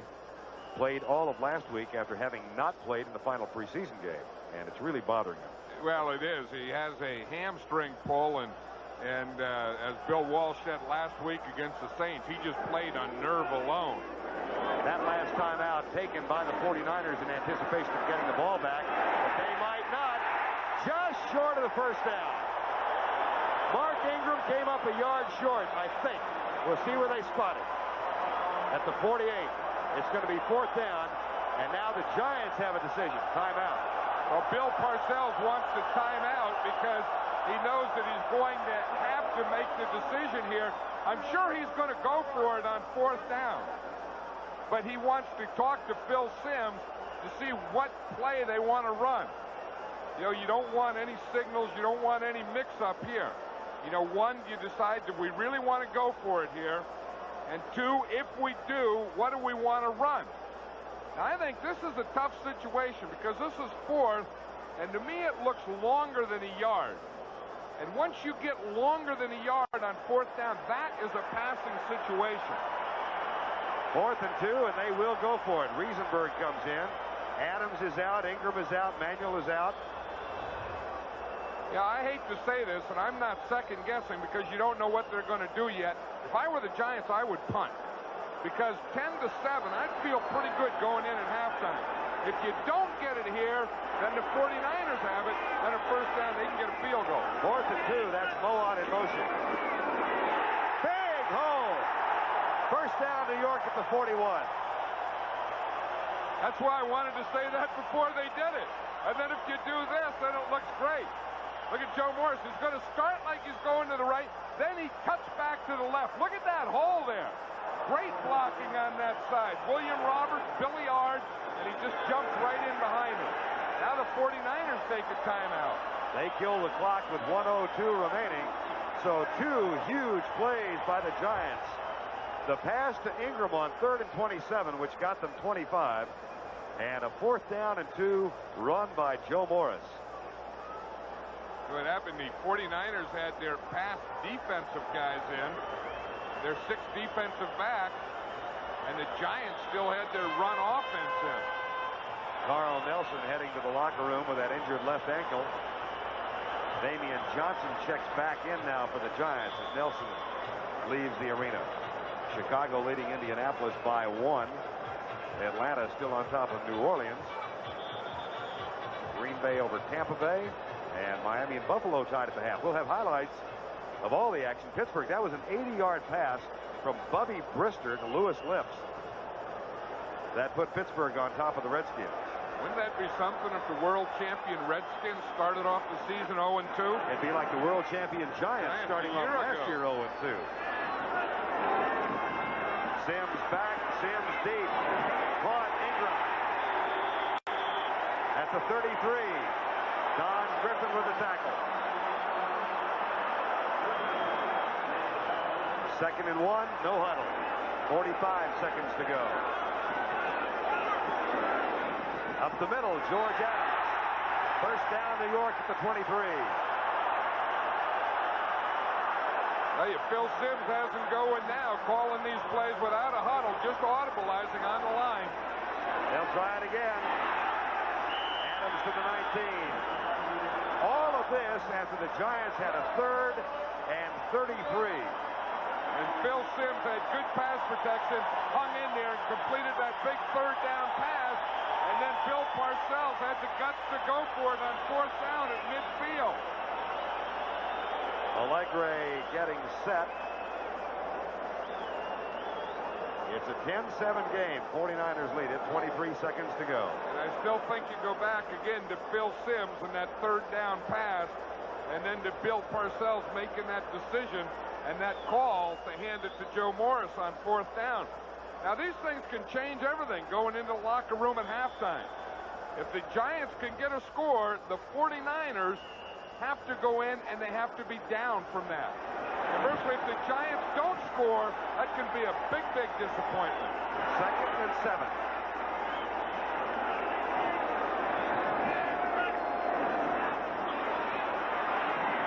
Mixed up. Adams went short and turned around, and Sims lobbed it over his head. And Jeff Fuller was right with George Adams. I don't know if Phil Sims felt the pressure, saw the coverage on Adams, and just threw that ball away to stop the clock. Now he has 3rd down. Now, I think what you have to do is throw the ball into the end zone. If you don't have something open, you just throw it away. But you don't want to complete one and then have to kick a field goal anyway. Baker and Ingram go left. Lionel Manuel to the right, and Bavaro off the line to the right. 4-man rush. Sims hits incomplete. Bavaro, the intended receiver. And Mark had a really rusty start after his holdout Monday night. I'm not so sure that was catchable. You see Chet Brooks was back there with him, a rookie defender for the 49ers. He's number 31 right there. He makes a good move coming back inside. Although the ball gets up over him. Now that would have been a tough catch, but that's one you have to catch. Last time Allegre tried a field goal, Oates dribbled it back to the holder, Hostetler. This is for the tie from 36 yards out. That's a good snap. And the kick is good.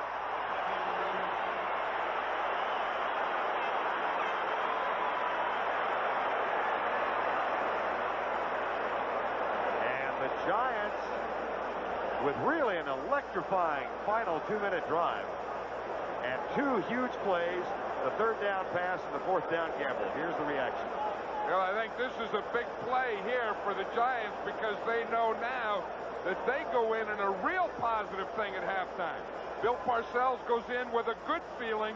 And I think the 49ers are going to go in and say, wow, what's happened to us here? Things are starting to fall apart. We can't stop them on defense. John, I go back to the point you made on 4th and 2 because I had the same sense you did. I thought the prudent thing would be to punt, and yet he took the gamble and won it. That's why I like to talk about those things before they happen and not after and say the obvious, and that's why I think Bill Parcells had a lot of guts there because that wasn't a no-brainer. That wasn't an easy one. You know, because it was a little longer than a yard. It was at midfield. If you don't get it, that can score for the 49ers. That can change the whole attitude at halftime. Sims hit the big 3rd down pass. Here's a script kick. Boy, that was nearly recovered by the Giants. Parcells pulling a lot of magic out. No, that was Adrian White down there. And again, if the 49ers didn't touch it, if he gets that ball, that would have been the Giants' ball right there. Little squib kick by Allegre. Now McCarty, there's a flag down. Well, the flag is down because the ball went out of bounds and it didn't hit a 49er. The kickoff was last touched by the kicking team before going out of bounds. That, by rule, is a penalty which entitles the receiving team to the ball at the 35-yard line. 1st and 10. Well said. It's the same thing as kicking the ball out of bounds. You'll see number 36 for the Giants. That's Adrian White. He's the first guy down there. If he catches that ball, then that would be the Giants' ball there. If not, if they knock it all out of bounds, then it's a penalty against the Giants because the ball went out of bounds and the 49ers get it to 35.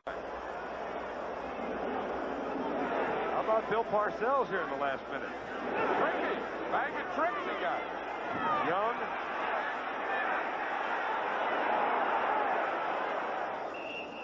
Out of bounds with 1 second left. That's a gain of 20 for Steve Young. Well, Kofor missed a 59-yarder, hit the rail or hit the crossbar in preseason. That was one reason that he won the job over Ray Wersching, and they're going to let him try a 63-yard field goal now. Oh, that's impossible. Well, it wasn't for Tom Dempsey.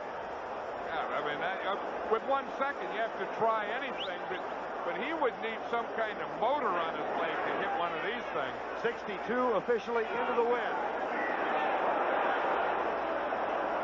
He needed a bigger motor. That's the end of the first half with our scores. San Francisco 10 and the New York Giants 10.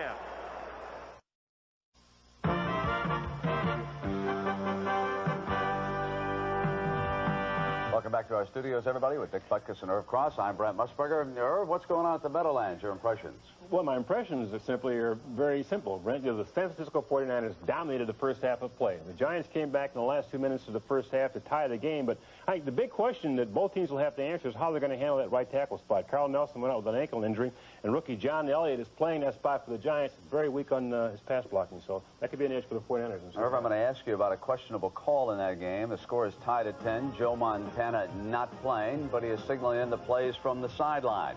Now, Steve Young, was this a fumble or was he throwing, Irv? Well, the rule says that if your hand is, as soon as your hand comes forward, it's an incomplete pass. Now, did his hand come forward and the ball came out or not? I think it did. I thought it should have been an incomplete pass. It was ruled a fumble. The Giants recovered and took advantage of that recovery right here. They sure did. And Sims to Manuel, and the Giants, after the extra point, were up by 7, and Phil Sims leading the cheers. Doug DeVos over the top from 1 yard out, and then San Francisco took charge, and the game is now tied at 10. Dick, I know you've been watching Chicago, Indianapolis. What's been going on in that game? Well, it's been going back and forth, Brent, and they held Eric Dickerson to 20 yards rushing in the first quarter, and that was all the rushing yardage Indianapolis had. And later in the game, Indianapolis, after a poor punt by the Bears, Indianapolis kicked that second field goal, which was the longest one, 54 yards. So, I don't know, it's back and forth there. That's where it stands right now. A 1-point game. It is 7-6. Jim McMahon threw a touchdown pass for the Bears. Let's take a look at that pass. McMahon to Dennis Gentry. McMahon took a hit, 35 yards, beautiful. Now, Jack Trudeau was injured. What about this play, Jack? Well, you know, we were talking earlier about the fridge tying up people at defensive end, and here he does it. And you see Dan Hampton one-on-one. He gets through. He doesn't make the play, but then Steve McMichaels and Richard Dent were right there. And on this play, Jack Trudeau got hurt. Knocked out of the game, and Gary Hogaboom has come in. Now some of the rest of the scores. Miami and Buffalo in the AFC. They are at the half, and they are deadlocked at a field goal apiece. Tampa Bay and Green Bay. They are tied at Lambeau Field in Green Bay at 10-all. Randy Wright to Brent Fullwood for a 30-yard score. Fullwood also had a dandy kickoff return, but it was called back because the Packers were offside. Rookie Lars Tate from Georgia was able to score for the Buccaneers. Watch this dive. Long jump record for the Buccaneers, and they are deadlocked right now, 10 apiece in that game. New Orleans and Atlanta, this has been the surprise in the NFC so far. Chris Miller has the hot hand as far as the quarterbacks are concerned. Here he is to Ken Whisenant, 12 yards, and it was 7-3 Falcons. And then Miller went to Alex Higdon. Dick, what about the safeties for the Saints? Well, the safeties, they're claiming that they're having some problems because last week against the 49ers, they had some touchdowns right in the middle of the field, and in this game they had one again right in the middle of the field. But Hebert was able to come back with that strike to Martin for a touchdown, and that's the status there. Pittsburgh over Washington. They are in the second half. The Steelers up by a field goal. Baseball, Cleveland and Boston, and the last time we checked, they were tied at 1. They're in the 6th. Detroit and the Yankees right now, 2-1 Yankees. And the NFL Today continues after these messages from your local station.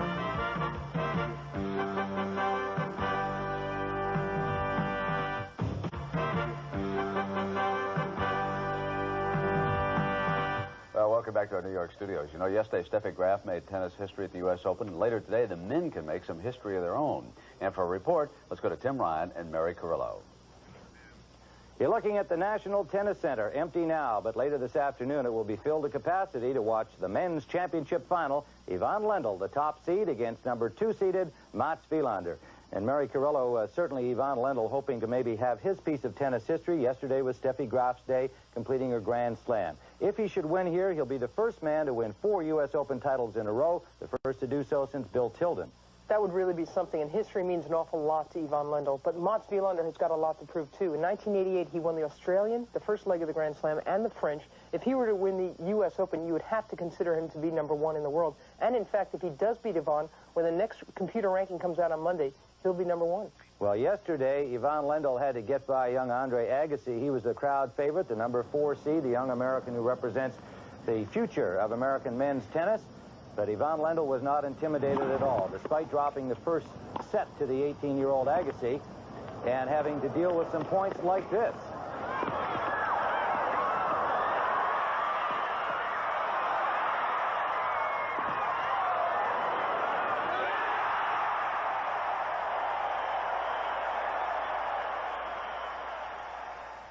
But in the end, the stoic play of Ivan Lendl and the superiority of his experience and shot making, as usual, prevailed over a younger opponent. Here at match point, he was too much for Agassi.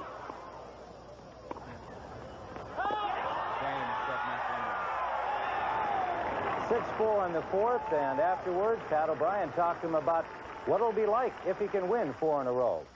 1 was great, 2 was incredible, 3 was unbelievable, and 4, it's better than that. But it will be a tough match tomorrow. Mats is playing well, and I'm sure he wants it as badly as I do. Joe, what do you think? Well, I picked Lendl at the beginning of the tournament, so I'm not going to change my mind. But I think if Mats is aggressive and takes more chances, he could surprise us all. Okay, well, it should be an exciting match this afternoon. It's coming up at 4 o'clock Eastern Time. Right now, we take you back across the river to the NFL Today. Irv, who do you like, Lendl or Wilander? Ivan Lendl, my guy. I don't know that much about tennis, so I like Stars and Stripes by about 5 minutes. All right. We'll have that tennis match for you at 4 o'clock Eastern Time on CBS, and our halftime coverage continues after this.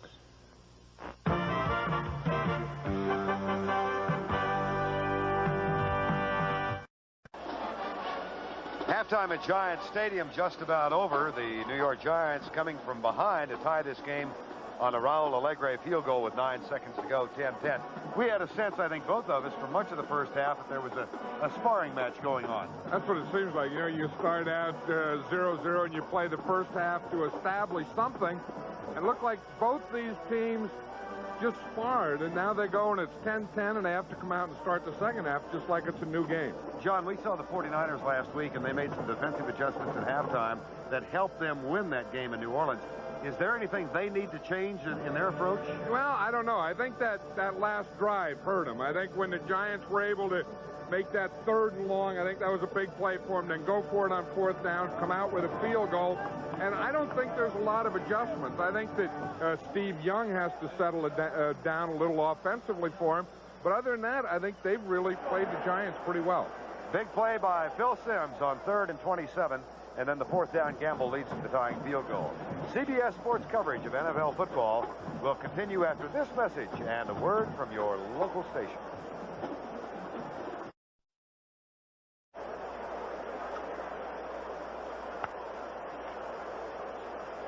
Another sellout crowd of 76,000 plus on hand at Giant Stadium. And they got revived in the latter 2 minutes of the first half as the Giants came storming back to tie it up 10-10. Mike Cofer will kick off now. And Lee Roussan and Mark Ingram are deep for the Giants. Cofer to kick off as we get set for the second half. 49ers have won here only once since 1968. That was in 1984. And the Giants trying to go 2-0, as are the 49ers to begin the 88 season. Lee Roussan. Not much.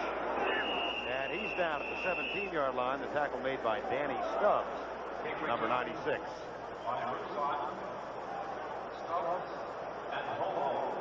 Phil Simms in the first half. Take a look at what he did. Well, you know, if we look where he threw the ball, look, he threw most everything was in the middle and 3 to the left. He only threw 1 pass out to the right, and that was a completion. But it looks like he tried to work early in that first half, the middle and the left. We'll see how he comes out this half. From the 17, Manuel starts in motion. And there's motion in the backfield as Maurice Carthon leaned forward. Looked like Phil Simms tried to call timeout when they were coming through there. Did you see him? He put his hands up like timeout. Now we've got 2 flags down.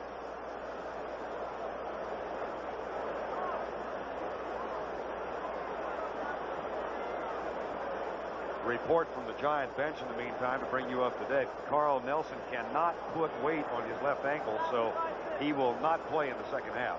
You know, and I think a report that I'm just looking at as I look down on the 49ers sideline now, Vern, is I bet Joe Montana is going to start and play the second half for the 49ers. Here's Gordon McCarter. Movement was legal. The ball was never snapped. The defense gave a late reaction. It was a 5-yard penalty for encroachment on the defense.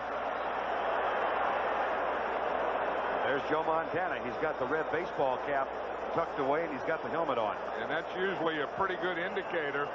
And then you can see he has that pad back on the elbow. So that could very well be one of the adjustments the 49ers made at halftime, switching quarterbacks. Manuel in motion on 1st and 5. Oh, boy! Charles Haley, number 94.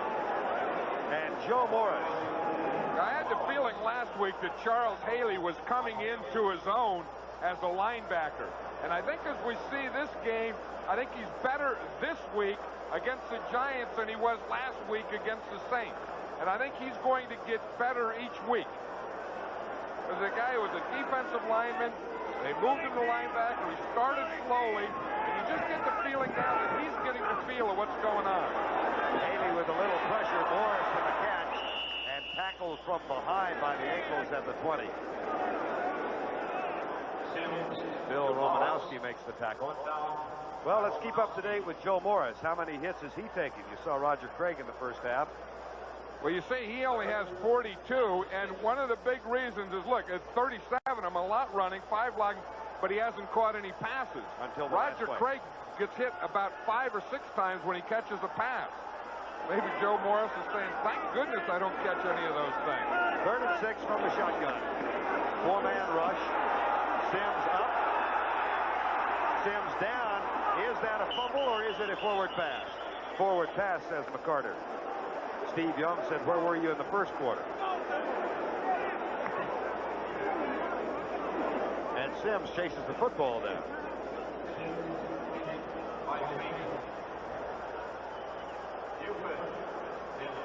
Well, that'll bring on Maury Buford after the incompletion. Wes Chandler is back to return it. Buford's 3rd punt. Out of Texas Tech. Saw action in the Chicago Bears. Out of football for a year, and Sean Landeta on injured reserve with back spasms.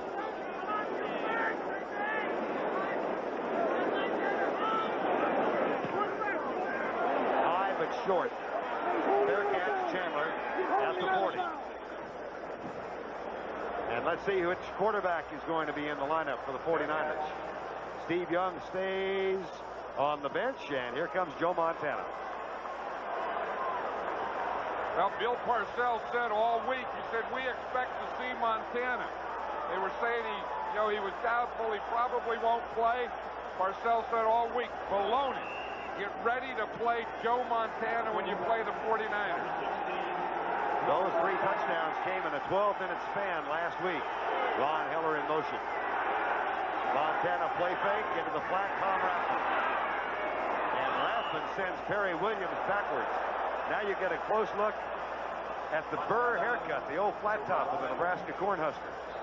You know, he reminds me of the old 49ers. He looks like Gordy Salto used to look when I was a kid watching the 49ers play. Reminds me of Jim Taylor at Green Bay when I was a kid.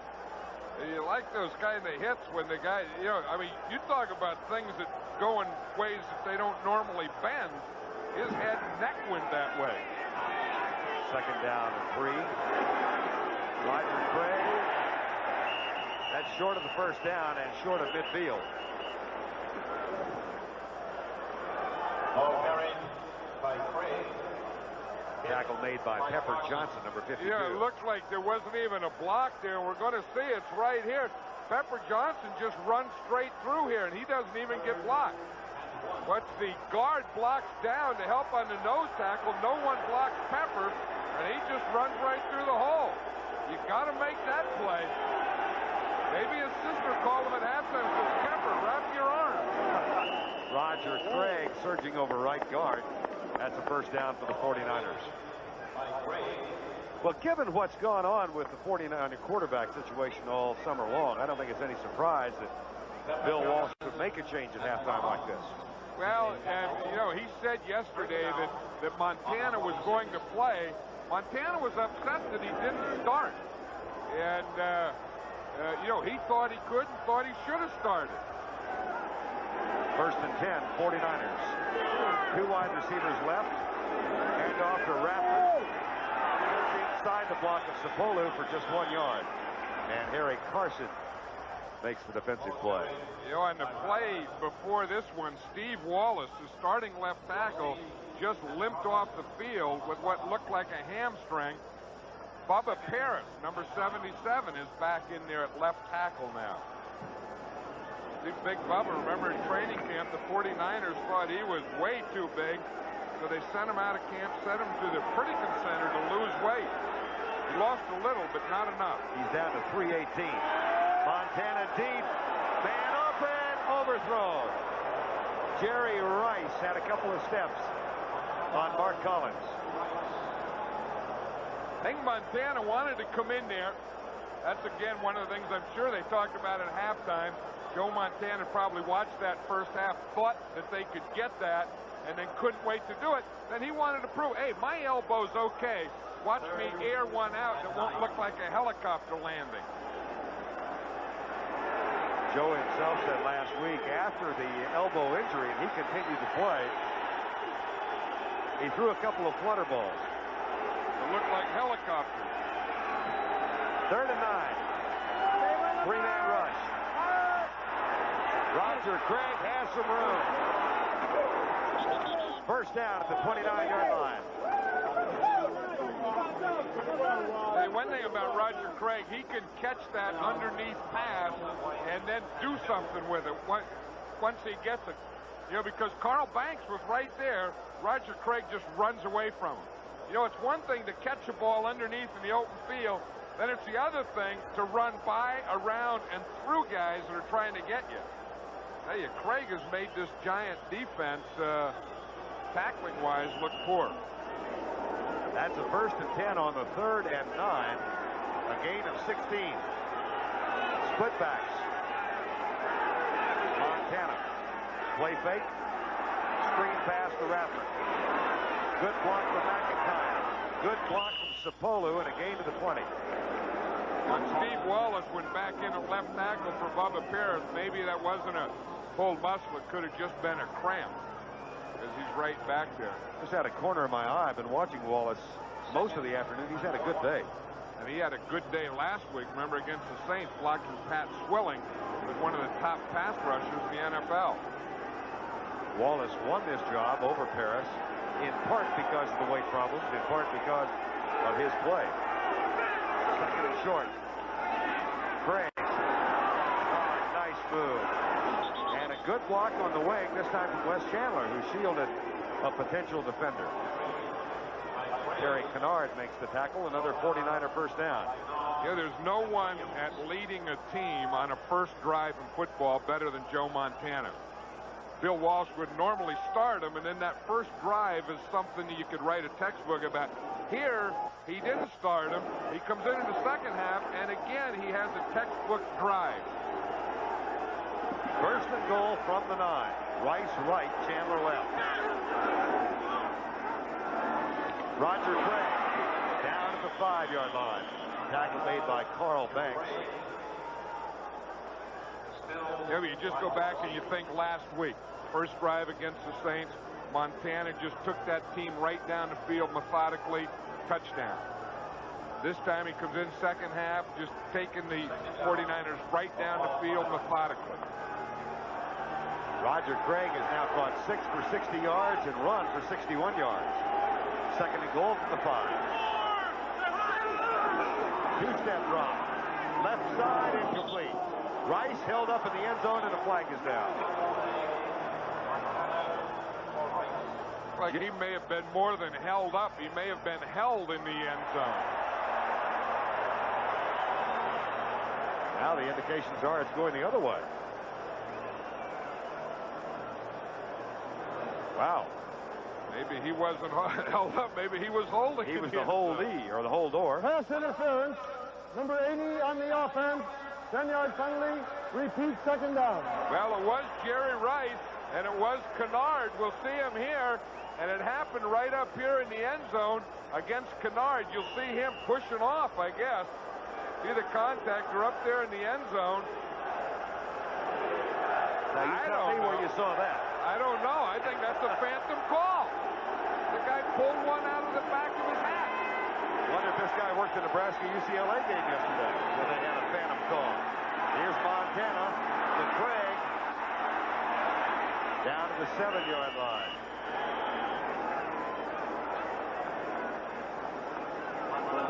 In the opening drive of the season a week ago, Joe Montana's 49ers kept the ball for a little over 8 minutes in scoring a touchdown, and they've had possession of it here for quite a while.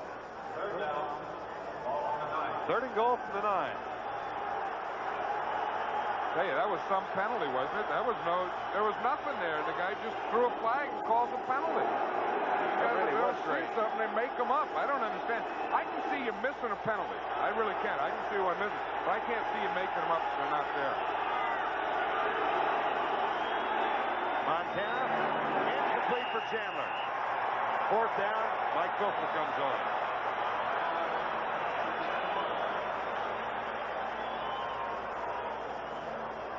I'll tell you one thing that the 49ers did is the Giants had a lot of momentum going in at halftime. The 49ers came back and have taken that away from them. This will be the 12th play of this drive in 5.5 minutes. 26-yard field goal. Gopher has yet to miss an 88. Kicked in the replacement games for the New Orleans Saints last year. Got another one. Mike Gopher is perfect, and the San Francisco 49ers have reclaimed a lead of 3. 7:51 to go, third quarter.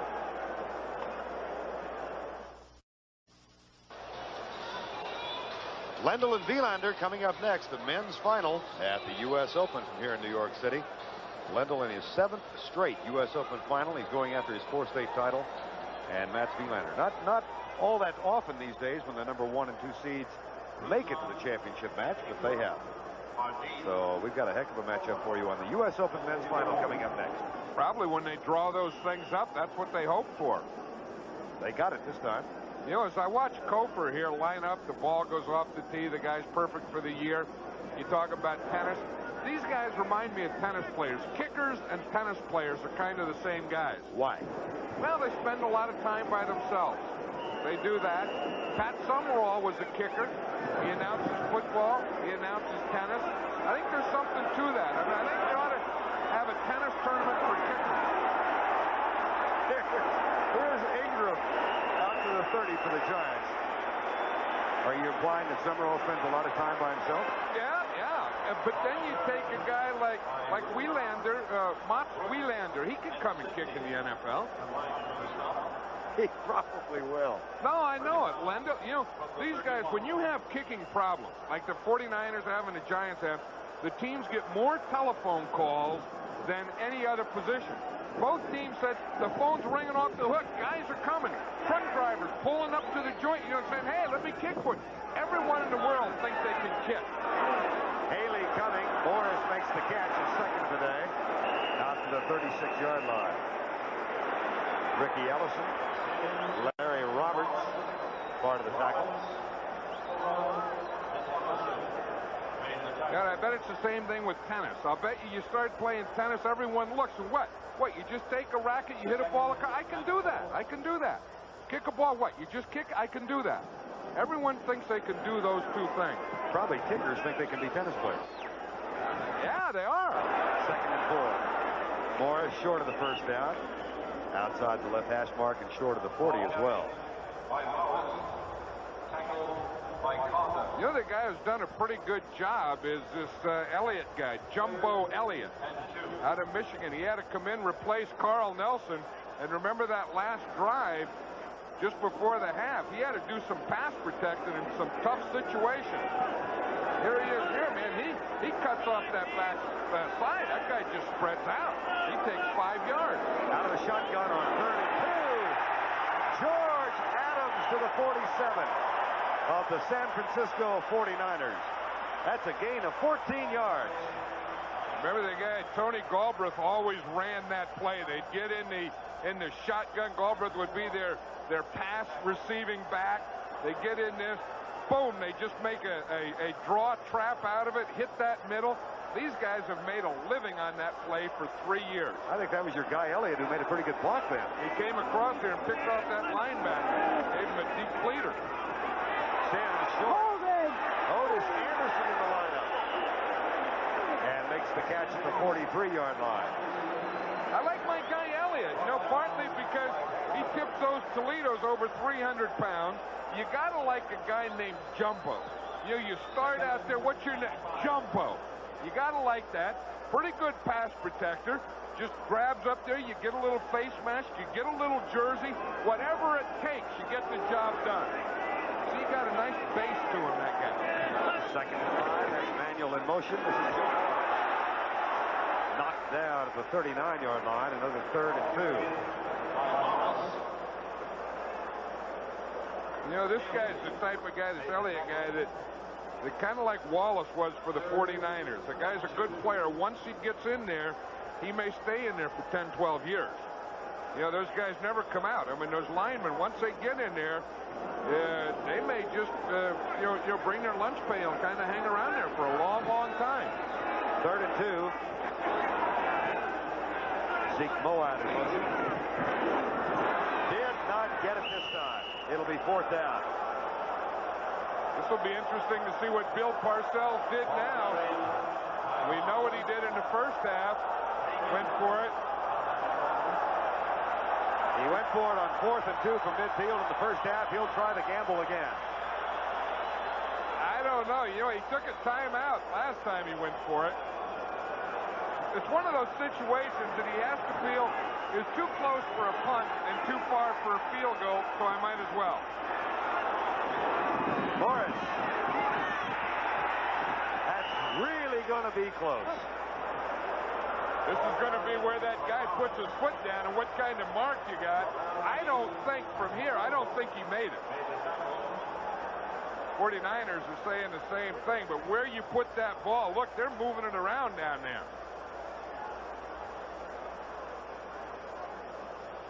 From up here, raw eyes, I would say no. I would say it's 49ers ball, first down. I agree with you. Look, they even got the spare ball.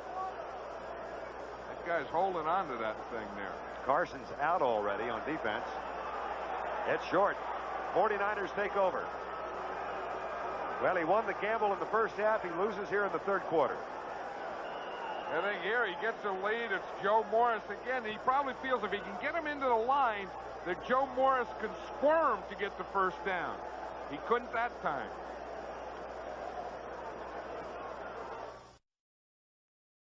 Doubleheader on CBS next week. Most of you will see the Minnesota-Chicago game, a dandy in the NFC Central. Others watch Philadelphia against the Redskins. Phoenix at Tampa Bay. It all begins with the NFL today at 12:30. And then the second game, the Giants Dallas, the Rams Raiders, or Atlanta and San Francisco. All of that next week on CBS. Play fake, Joe Montana. Rice, tipped and incomplete. Catchable. Mark Collins, pretty good coverage on Jerry Rice. I'll tell you, that was great coverage by Mark Collins on Jerry Rice, because he had him all over the field, which is a tough thing. And we see Rice is going to start out as a wide receiver, then he comes in motion tight. Collins has to cover him before, then all the way into play. Montana threw it a little behind Rice, but still, I don't think with that coverage he would have been complete anyway, no matter how he threw it. Second down and 10. 49ers have the ball because the Giants went for a first down on 4th and 2 and didn't get it. Here's Roger Craig on the sweep. Good block from McIntyre, but a fine defensive job again. It's Mark Collins who knifes through and makes the tackle. Go back, if you will, John, to that decision by Bill Parcells. He went for it and won the gamble before halftime. Were you surprised he went for it here in this circumstance? No, because I was surprised he went for it in the first half on 4th down. I mean, I was a guy who always believed that you punt and let your defense play, but I was the same guy who would have done that in the first half. He was successful in the first half. I wouldn't have done it then. I wouldn't have done it this time either. Third down, split backs. 4-man rush. Reverse Jerry Rice. He's going to throw the ball, and he overthrows Chandler. It was too high for Wes Chandler. One thing, it didn't fool Terry Kennard. Terry Kennard was a free safety. What they hope is when they see Rice running with the ball that everyone will come up to tackle him. Kennard stayed back and had the coverage on Chandler. Eric Howard got buckled on the first contact after the snap, and so he limps off. Jim Burt is the other nose tackle. Here's Barry Helton playing in his first regular season game. McConkey is back to return. At the 20, McConkey. Flag is down back to the line of scrimmage.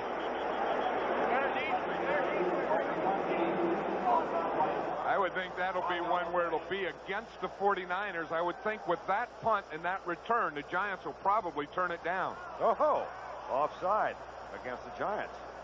That would not be enough to give them the first down, but that was only a 38-yard punt and a 10-yard return. So, well, what it will do now it'll let the 49ers punt it again, though. Right. That's a big play.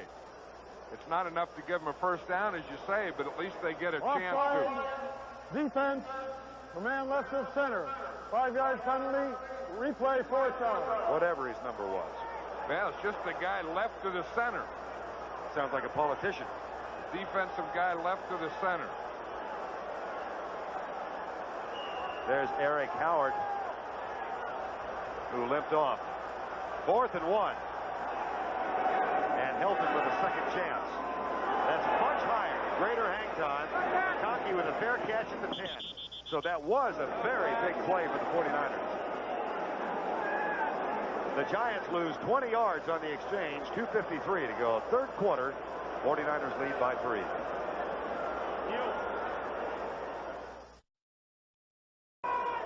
Florida State Clemson coming up next Saturday on CBS. Both in the top 10, both winners last night. Meanwhile, the 49ers lead the Giants. 2:53 to go third quarter. Vern Lundquist and John Madden from Giants Stadium. Phil Simms on first down. Perfect. 6 of 6. I don't know that that's what he's got in mind from his own 11, but we'll see. Manuel starts in motion going left, and Simms will throw. Oh, boy, big rush, and it hit Ricky Ellison in the back. Michael Walter, number 99, was right in Phil Simms' face.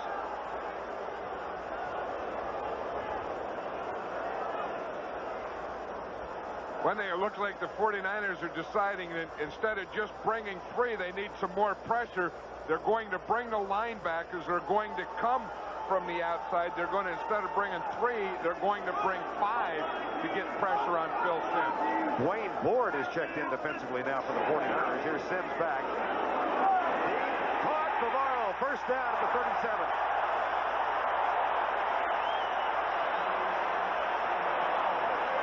I think the Giants will be real happy when and if Mark Bavaro gets back to the player he was a couple of years ago.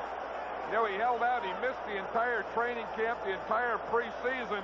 And on that play there, he had some freedom, some flow, and he looked like the old Mark Bavaro. A year ago, he looked like, a week ago, he looked like a shadow of Mark Bavaro. That's a 26-yard gain, first down, 37. Joe Morris, power sweep. Oh, he got a wonderful block from Bill Ard. And Ricky Ellison makes the tackle. I'll tell you, look at the job that they do on Charles Haley here. He's right here. Watch Haley. Watch. We hit him here. Then they come here and they get him here and they put him right on his back. You see, Bavaro is going to start, and then Carthon is going to come in. And watch where Haley ends up. I'll tell you, that is what you call a soft corner, and you can knock the linebacker off the line. From the 44, second and 3 and a play fake. And Sims. Charles Haley got him, and Phil, I think, thought there was a face mask there, but no flag. Phil is checking to see if he has all his teeth. I tell you, Haley got knocked down like we showed the play before. You talk about a guy who is excited. Watch him come on this play. I mean, he is going to de-head Sims. I'm just saying, that caught him on the face mask. Boom. That could have been a vicious blow. 3rd and 8, Stephen Baker in the lineup. 4-man rush by the 49ers. Sims into the drop by George Adams, who was being trailed by Danny Stubbs. It'll be 4th down. Danny Stubbs is a rookie, and anytime a rookie can make a play like that where he doesn't get fooled, he comes off in pass coverage as a defensive lineman, he's the happiest guy out there. Pittsburgh, Timmy Smith was thrown out of the game for participating in a shoving match in that game, and he bumped a referee. New Orleans on a Morton Anderson field goal back on top of Atlanta, or on top for the first time. Wes Chandler back to Morey Cooper to punt, and Chet Brooks almost got there.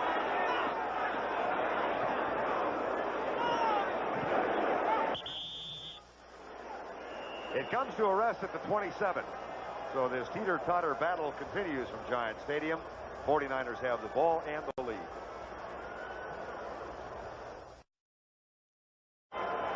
Battle of two top 10 teams next Saturday on CBS. FSU rebounded from its opening game loss with a big win last night over Southern Mississippi. And Clemson playing at home in Death Valley. That's one of the liveliest places in college football. And all of that color and excitement will be brought to you on CBS next Saturday afternoon. College football on CBS. 1st and 10, 49ers 13-10 they lead. Roger Craig. Oh, he got a terrific block from Tom Rathman.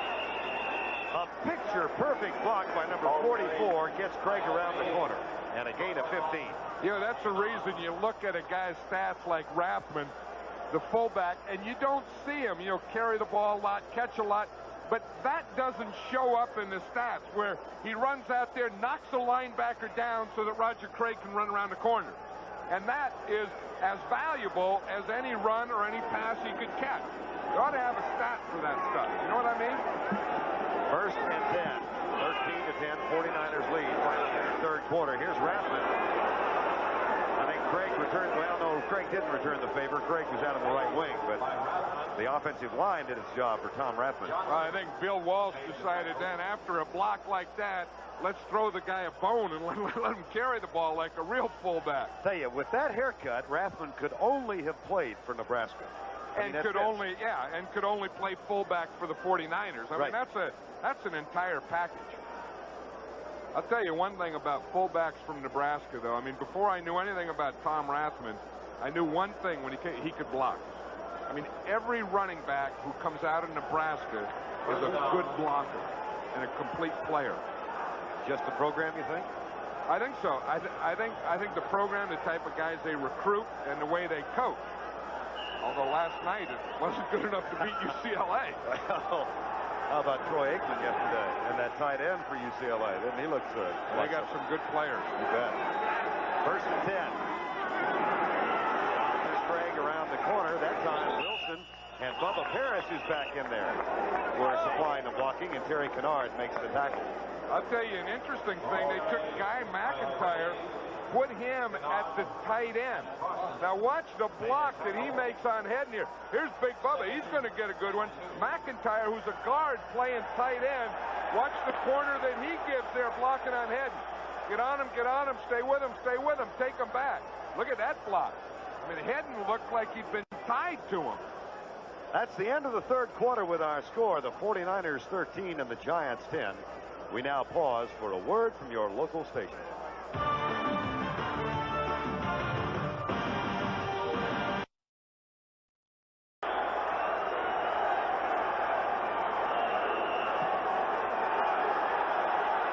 Sellout crowd watching a close, exciting ball game. 13-10. 49ers have the lead and a second down and 2 at the Giant 40. Rice in motion. Craig gets to the outside and has a first down at the 33-yard line. A little spurt as he turned the corner. Well, Byron Hunt is in there now at that outside linebacker, and again, that little spurt was just enough to get Craig around that corner and around Byron Hunt. Had him waving for air. Does that high knee action of his remind you of anybody else? No, it reminds me of Roger Craig. I mean, it seems like I've been watching him so long and seeing him doing it so much that that's Roger Craig. That's his style. First and 10, 49ers. Rice in motion. He's been quiet for the last 2 quarters of play. Montana into the flat for Rathman. Watch him try and bowl over players, and Collins did a nice job of getting a 5-10 frame underneath Rathman. Well, that was an intelligent job. When you see a big fullback come running straight at you, and you're outweighed by 20 or 30 pounds, you don't want to take him on in the shoulder area. Watch Mark Collins, number 25. This is what he's looking at. And this is the way to do it, is get down below those knees. There's no power there. That's smart. That gives new meaning to the phrase, get down. Right, and it gives new meaning to the phrase, I'll be back to play another down. Roger Craig across the 20 on first down to the 17-yard line. Might give him only the 18. Now Andy Hedden comes back in defensively for the Giants. See if Byron Hunt is the one who goes out. Well, you know, they're trying to compensate for losing Lawrence Taylor.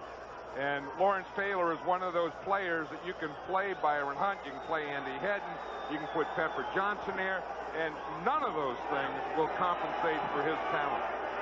Second down and 7. Clock shows 13:05 to go. Blitz, good job of picking up the blitz, and then a near decapitation by Kennard on Wes Chandler. Hey, Terry Kennard just has Chandler zeroed in. Chandler's going to come to the inside. Kennard is a free safety in there waiting. And look at him. He just zeroes in on Kennard. And Chandler says there's going to be a collision if you catch that one. 3rd and 7. 49ers are 5 of 10. They have 308 yards of total offense, more than double that of the Giants, and yet they have only 13 points.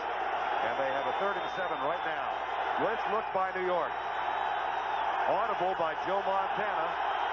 4 seconds on the 45-second clock. Into the end zone. Dropped by Rice. And it was catchable. He had 6. Jerry Rice said that he hasn't played well in New York, and he's keeping that streak alive. You remember when he just fumbled one when he had a touchdown here. Here, he has to catch that ball. I mean, that's right there in the hand. You have to. I mean, they pay him too much money to drop those kind of passes in that kind of situation. Mike Cofer, perfect today, although he did miss that 62-yarder. That's right, at the end of the first half. But this one is no good. I'll tell you, that will fire up this Giant defense, that Giant team, this fans, this stadium, this place.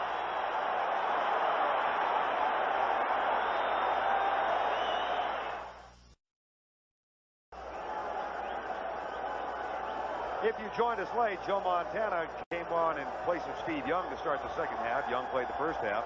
Roger Craig with 165 total yards. The 49ers have won the battle on the ground, but they have only a 3-point lead with 12:51 to go. Phil Simms with his backs in the eye on 1st and 10, and he'll throw again. Mark Bavaro to the 25, maybe the 26-yard line. Charles Haley the tackle, and Bavaro will be slow getting up. I don't know. That was that second hit. He really got bent over. I think he was all right on the first one.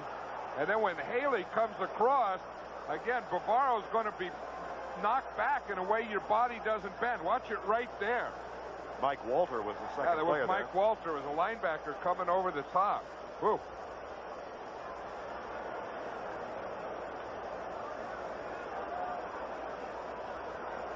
While we have just a moment, let's go back to our New York studios. Here's Brent Musburger. Vern, a lot of action now around the league. Atlanta's regained the lead on New Orleans, settled from 1 yard out, and so that one's 21-15 Falcons. Washington has just scored in RFK. They trail Pittsburgh by 2, and Indianapolis has just gotten the lead on the Bears. Eric Dickerson scores 13-10. Let's go back to Vern and John. Tell you what, Brent, it's nice to be talking about football in the second week of the season instead of talking about a coming strike, isn't it? And seeing these scores, here's Bavaro up. That's nice. It looked like that when Michael Walter hit him and bent him over, it looked like what it did was just knock the wind out of Bavaro. Well, that could have knocked a lot of things. I mean, the way he was bent and twisted, it could have knocked a lot of things out of him. Tim Sherwin has come on. It'll be 2nd down and 4. Joe Montana on the sideline. Had Rice open in the end zone. Rice dropped the ball. 2nd and 4. 12:25 to go in the game. Giants trail 13-10. Carthen in motion, followed by Jeff Fuller. Delayed rush. Pass is caught by Manuel. 1st down. Who had the touchdown in the first quarter of 12 yards from Phil Simms. You know, it looked like in the first half that they were going to Manuel. Now that's just the 3rd pass he caught. Looked like the Giants got away from their wide receivers and started going more to their backs and tight end. I think if they want to move the ball, I think they're going to have to get back to the wide receivers a little. 1st and 10. Here comes Michael Carter, screen pass. Well, it wasn't a screen pass. Simms just got rid of it. Closest man to it was Bill Ard, as Carter was right in his face. Let's see how the Giants have distributed the ball today. Wide receivers 6 catches, running back 6, and tight ends 4. Yep, that's not bad. That's not bad. I mean, that's really moving the ball around. They've thrown it to 9 different receivers. That keeps all the guys happy. Maurice Carthon lines up wide to the left. Otis Anderson is the running back. 2nd and 10. Simms sidearms the ball, and the closest player there was Bill Romanowski of the 49ers. It'll be 4th down. Well, that's 2 times in a row. This time he's going to get the rush from the outside. The time before that, he got it right up the middle. But in both cases, he just threw those passes away. And he wasn't going to take the sack. He had to get rid of the ball. I'll tell you, Michael Walter made himself available on that last series. This time, Stephen Baker comes wide to the left, and the other 2 wide receivers, well, 2 are to the left. Now Ingram goes in motion to the right.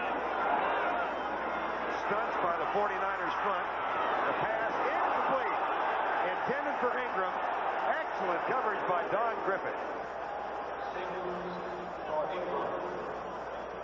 There's another guy that held out. Both of these corners held out in training camp. Don Griffith, number 29. The guy playing the other side, Tim McKyer.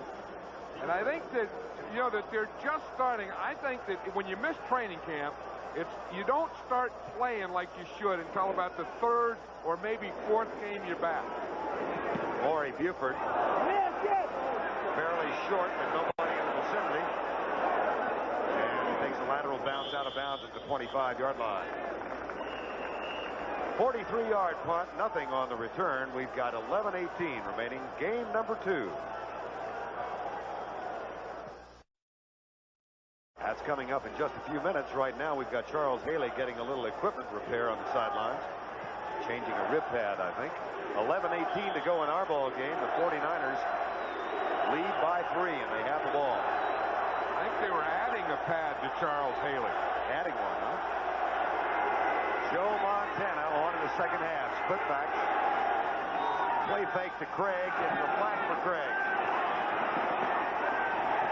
Carl Banks and Harry Carson were never fooled by the play fake. And as a result, a moderate gain for the 49ers. Roger Craig is just 1 yard shy of 100 yards on the ground, and he's also caught 7 passes this afternoon. He also takes a lot of hits when he does that. You know, you can see just that last one, catching that pass and coming out here. I just got 6 or 7 guys to take a whack at him over here in the sideline. Second down, 7. Flip formation to the left. Play fake again. Montana on his hip. He settles for the short man. That's Mike Wilson, number 85, who was tackled by Pepper Johnson. You know, talking about settling for the short man, that was the first pass that Montana completed of over 10 yards. It was 0 for 3 before that. Everything else was under 10 yards.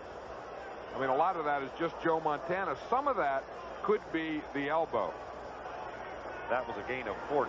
Doug DeBose checks into the offensive set now, replacing Roger Craig. Wilson goes left. Jerry Rice comes right. And we're under 10 minutes left in the game. 9:57. DeBose. Nice play by Kenny Hill. Now, let's go to Brent Musburger in our New York studios for this NFL update.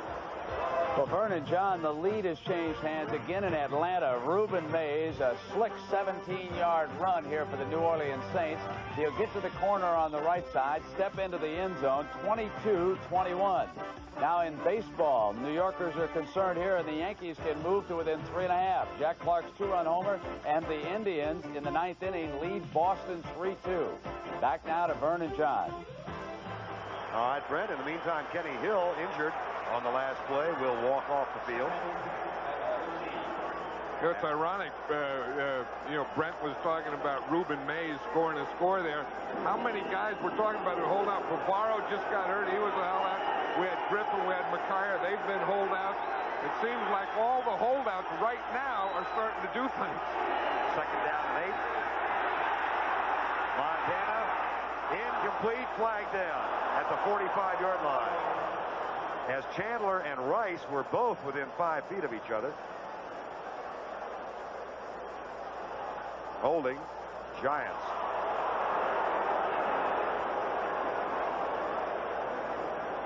Ruben Mays, as John said, was a holdout for the Saints. Here's the call. Holding, number 25 defense, 5-yard penalty, automatic first down.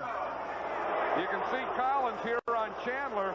Chandler starts in, then he goes back out, then he goes in again, and right there was the grab. He had his hand on his shoulder pad. Picky. Well, I think so, but remember, this is the guy on Monday night that got, he got away with a big one. That was a mugging on Monday night. He got an arm around the neck, so maybe they're making up for it a week later. First and 10. Roger Craig. Adrian White knocks him down, but that was after the first tackle was missed by Pepper Johnson. Walter and Ellison and Charles Haley talk on the sideline.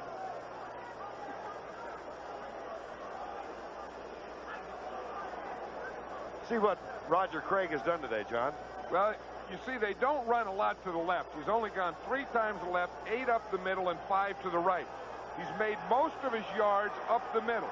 And although they've only gone 3 times to the left, they've had pretty good success over there. On that last play, 7 yards to add to his total. He's now at 106. Montana throws it away. As Andy Hedden was right with him. Jerry Rice, the ostensible primary receiver. You know, the one thing the Giant defense is looking for now is a dominant defensive player. You know, of course, when they have Lawrence Taylor, he is the dominant, maybe the most dominant player in the NFL. When they play without him, they don't have that dominant guy. You know, Carl Banks maybe will be, but he's another one of those holdout guys. Carl Bank in this game is not a dominant defensive player. Crowd recognizes just how big this play is, and so does Joe Montana, who calls timeout.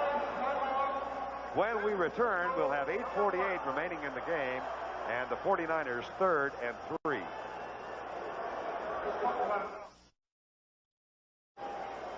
8 minutes and 48 seconds remaining in this ball game, a 13-10 49er lead. I think we're both a little surprised it hasn't been more high scoring. Well, yeah, I'm always confused in a situation like this, Vern. It was 10-10 at halftime. It's 13-10 now, 49ers. They got that drive right off the bat. And are we watching a great defensive game, or are we watching a boring game in the second half? I'll follow your lead. I don't know. As a coach, I like to say, hey, this is great defense. I love it. But as a fan, I think, hey, this second half has kind of gotten a little boring. You know, we need some scoring. Let's have some action. Come on, guys. Get her going down there. That may end right now. 3rd and 3. Air it out. Rice in motion. Craig slipped. 49ers have to punt. Pepper Johnson putting the pressure on Joe Montana. I think that's one of the slipped. I was going to say, Vern, I think that's one of the problems with only having one guy you're looking at. Watch Montana here. He's looking at Roger Craig all the way. Now, if Roger Craig slips, there's no one else that's open or ready to catch the ball. And I think on 3rd down, I think you have to have more guys open and ready to catch than just one premeditated guy. Barry Hilton, high, McConkey, fair catch at the 17-yard line.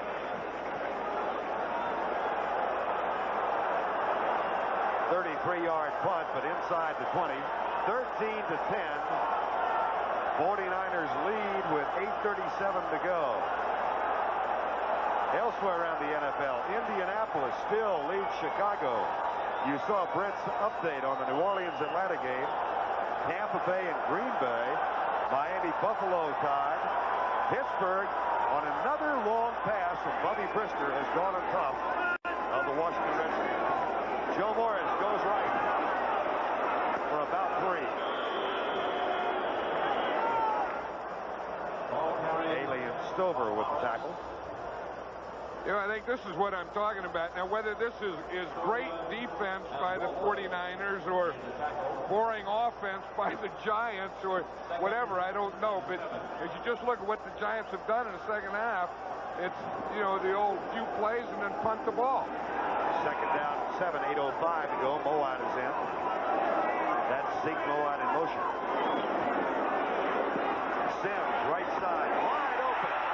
Lionel Manuel to the 44-yard line, 1st down. Lionel Manuel this year wants to be a Pro Bowl player. Like Bill Parcells was saying, this guy is a different guy. He's in better shape. He's concentrating more. He's better than he ever was. In fact, he's married now, and he's in a bowling league. So when you get a guy married and in a bowling league, you got a settled down wide receiver. Sam Morris. Again, a couple. I would think that would indicate a change of lifestyle. Married and bowling league. Well, then he probably has a station wagon and a lawnmower. It all goes. I always said when I was coaching, the toughest group to coach and handle and get along with and get things done and motivate were the single players. They were always the toughest guys. Those married guys, man, when practice was over, they had a place to go. They had to go home. The single, you had no idea where those guys would go. 2nd down and 8. Manuel runs a slant pattern. Tip incomplete. Bavaro. It was a little bit behind him, and the flag is down at the 42.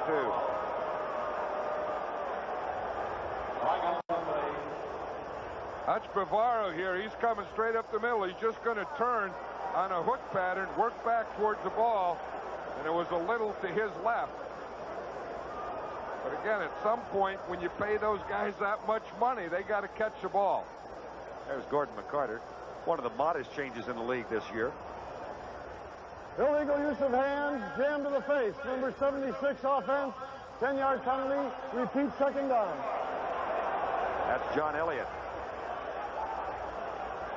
Well, we saw him earlier. You know, that's the way. You got to, you know, whatever it takes to get him. We saw him earlier where he had to grab, a hold, a pull, a push. That time someone saw it. Earlier they didn't see it. Second down and 18. Clock shows 6:46 to go. Here comes the blitz by the 49ers. Sims gets rid of it. Perfect call. Joe Morris. Great blocks. And Don Griffin saves maybe 25 more yards. An absolutely perfect call. And I think it was a great throw by Phil Sims because he's getting the rush from the side he's going to throw the screen to. Now watch what he has to do. He had to bring that ball down and throw it sidearm. Get it out there to Morris. Get the good lead, and Griffin makes a saving tackle here. Gain of 17. It'll be 3rd and 1. It has to be tough for a quarterback like Sims to get the pressure like that, stay in there and get the ball underneath the rush. Morris. Piles moved to the left that time. Joe Morris. What you hear? This is the type of thing. They get a screen pass, then they just hand it to Morris. He just fires in there, gets the piles going backwards, and that excites this crowd here. The whole place started to yell when Joe Morris knocked the 49ers back. 1st and 10, 5:29 to go in the ball game. Sims hit as he let it go. Incomplete pass. Charles Haley again. The 49ers are going to end up with a pretty good defensive player in Charles Haley. I know that when they first moved him there and in the spring and in the preseason game, they weren't sure what they had. But they also need a dominant player on defense. And if they don't watch out, this guy could be the guy who's going to be that dominant player. They've asked Haley to line up both in an up position at linebacker and in the nickel defense as a down lineman. Now he comes to the right side, and he will be in and, well, is he going down? Yes, he's in an up position, but on the line. And he's hurt, too. Here comes Haley again. Almost picked off. Ingram fell, and in the process, knocked Don Griffin out of the way. Now, let's go back to Brent Musburger in our New York studios for this update. Vernon, John, here's how the Chicago Bears regained the lead in Indianapolis. Matt Suhey pounds in from 2 yards out. Butler's extra point is good. 17-13. 9 minutes to go in that one. Let's go back to Vernon John. 13-10 here, Brent. 5:18 to go. And 3rd and 10, and Haley is hurt and out of the lineup. 3 wide receiver set for the Giants. 4-man rush for the 49ers. And then wide open. At the 25, it's Manuel.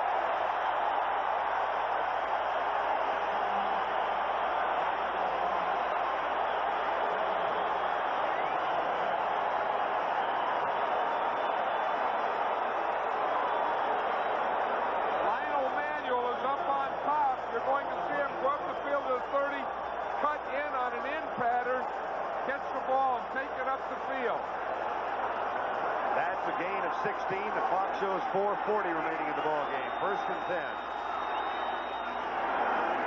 Joe Morris almost got by Mike Walter. I'll tell you, as long as Tim McKyer is that far off of Manuel, I would keep throwing the ball to him. I think the way McKyer is playing and has played these last few downs, they can hit Lionel Manuel on ins and outs at about 12 or 15 yards all day. They've got a 2nd down and 9 now. 4:10 to go in the ball game. 13-10 49ers. See how far McKyer is off him? I think they can still run that same pattern. 10-12 yards. Zone defense employed by the 49ers. Sims pulls up. Incomplete. McKyer and Manuel. Well, they had the thing, and they had it earlier. Watch him. Had Sims been able to throw it now, he had him wide open. He had to hold it a little, but he still hit Manuel right in the hand. 3rd and 9. Haley comes out. Carter comes out, and Ellison comes out. The nickel defense now. This will be the dime defense, I think, with 6 defensive backs for the 49ers. Homo. Griffin comes near side. 3rd and 9. Draw play. George Adams. No. And that will bring on Raul boos from the crowd. I think I would have tried to come right back and hit Manuel again, because the way McKier's playing him, I think they could make a living over there on that side. And maybe they went to the well one time too often on that draw play from the shotgun. Allegre, 39 yards to tie it up with 3:25 to go in the clock running.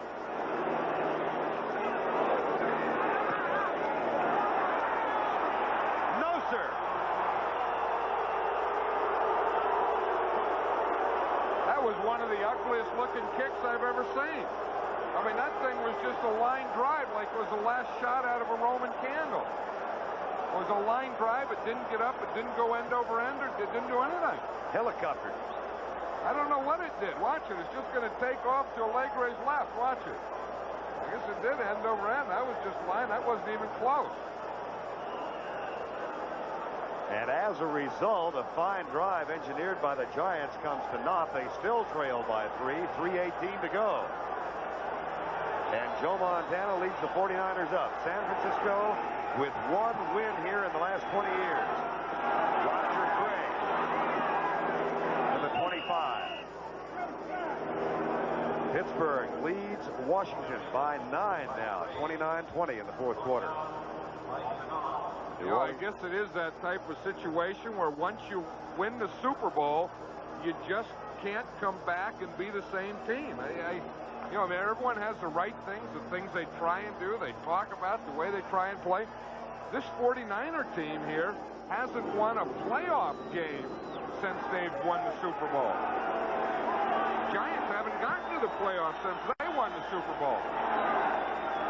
Keller starts in motion. Montana back, lobs it out. A flag is down in the offensive backfield.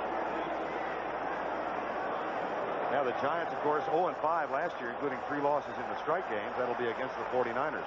Probably against Jesse Sapula, the left guard, because the official pointed right at him. That's a pretty good indication. He was standing there like, I caught you. Here's McCarter.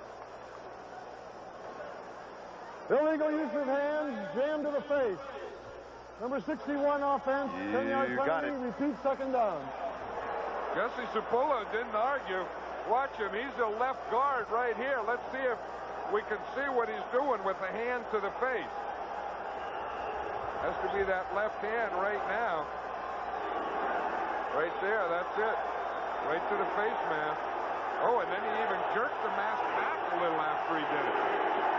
Second down and 16. 2:32 to go in the ball game. There's Sapula.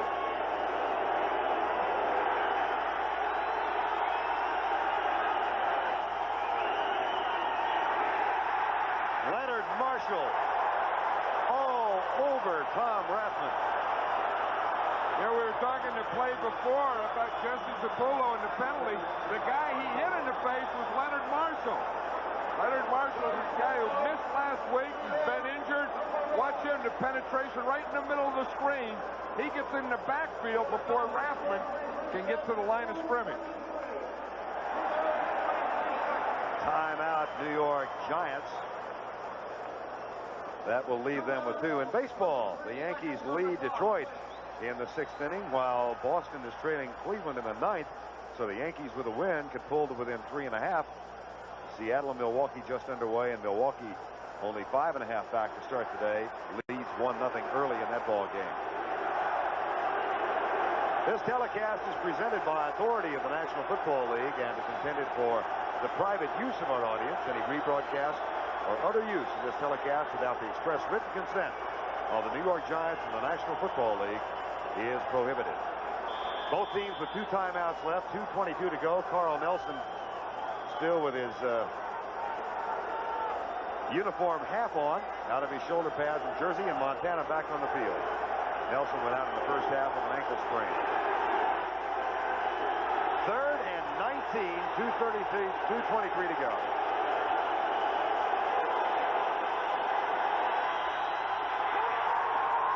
Roger Craig.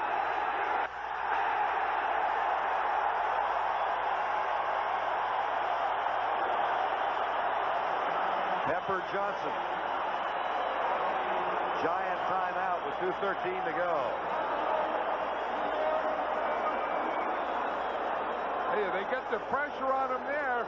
They get Craig. They get the blitz up the middle. Then they get containment on Craig. You see, watch him come to the outside, forcing him, Leonard Marshall, forcing him to cut back inside to Pepper Johnson. I tell you, those were two big plays in a row made by Leonard Marshall. And Barry Helton, just re-signed this week, is on to punt for the 49ers. McConkey waits for it at the Giant 45-yard line. And I would think if I were the Giants that I would come on a punt block here. You take a guy who's a rookie, he's going to be nervous anyway, a punter, a guy who's been waived, who was up in Colorado watching the game last week, brought back, who's in New York, visiting team. I think he has to be a little nervous. Bill Walsh said in preseason he begged Helton, just give me one reason to keep you on the roster. That's a short punt. McConkey at the 48. McConkey.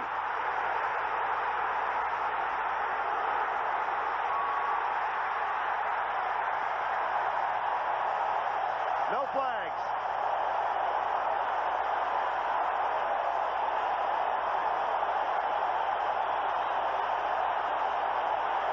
Bill McConkey had a big play Monday night against the Redskins. He comes up with another big one.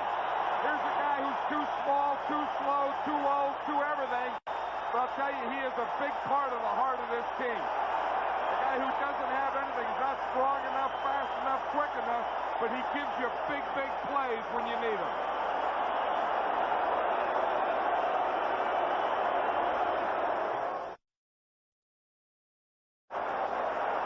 That was a 32-yard return by Phil McConkey of a 34-yard Barry Helton punt. McConkey last week with a 35-yard return punt. And now a first down for the New York Giants on the 15-yard line, trailing by 3. You need guys like Phil McConkey around. You really do. I mean, I used to have a guy, Pete Banizak. They're just the spirit. They give you life when you need it. Maurice Carthon starts in motion. Joe Morris, met and driven back by Bill Romanowski, the rookie out of Boston College. Now, do you think field goal here to tie? You can't afford to do that, John. I would be scared to death after what my field goal kicker just did on that last time. I would have gone for a shot there on first down. I'd sure go for a shot throwing the ball on second and third down. Then if I can't do it that way, then I'd go for the field goal to tie. Otis Anderson in with Maurice Carthon in the backfield, second and 10. Sims, far corner, Manuel, touchdown!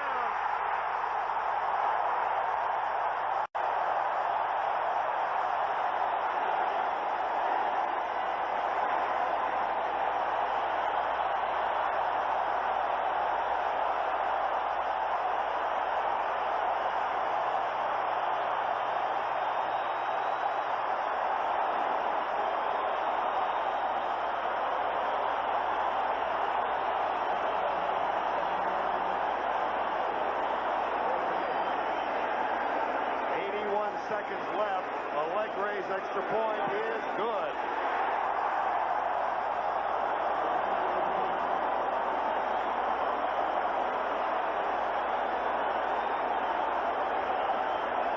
Watch Sims back here. He's watching Manuel all the way. Manuel starts to the inside, then goes back out to the corner. Watch him here. He's going to run a corner bend. You start up here. He brings Griffin to the inside, get him to react there, and then come back outside on the corner. You see, you got to sell him that you're going in. Here, start in right there. See how he sold him?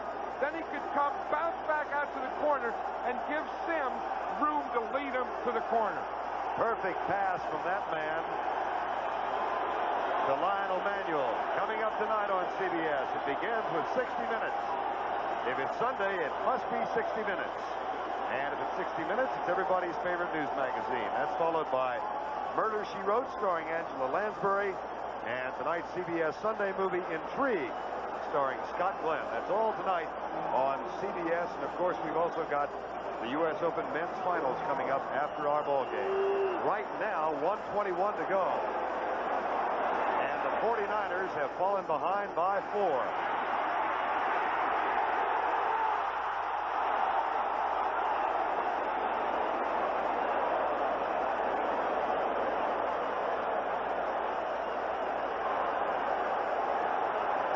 Kennedy came up with a loose ball. The U.S. Open men's final, Lendl against Wilander.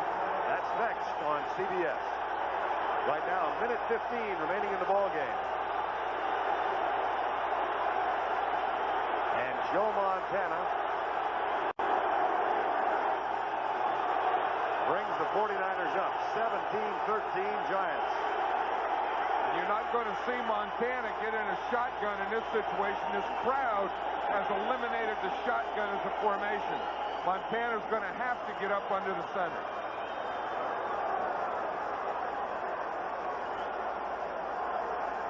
This is the toughest thing about the shotgun. You practice it and practice it. The play is being reviewed. Well, they are looking at that fumble on the kickoff return.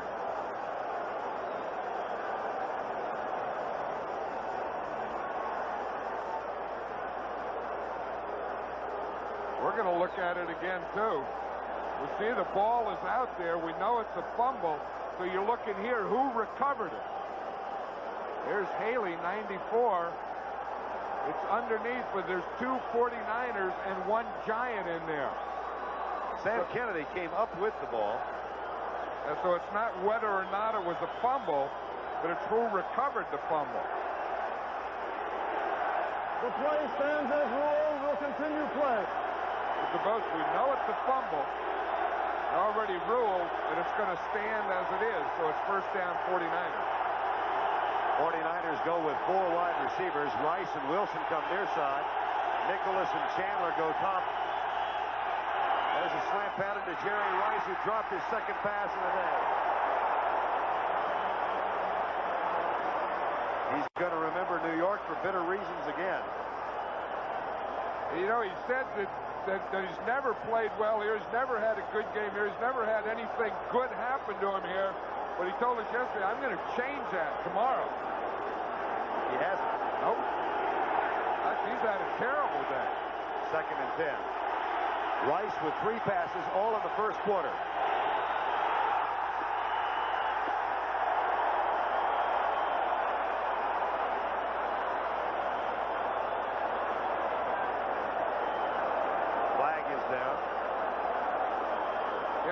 Think that would have to be a problem with the noise here for the quarterback.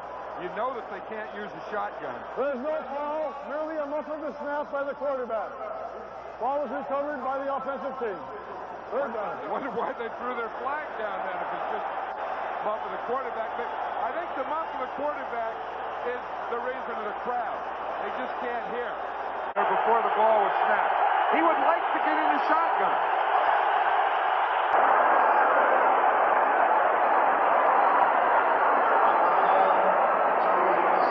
Talk about something quiet in the game. We're just saying Rice hasn't done anything. It hasn't been a game. 70.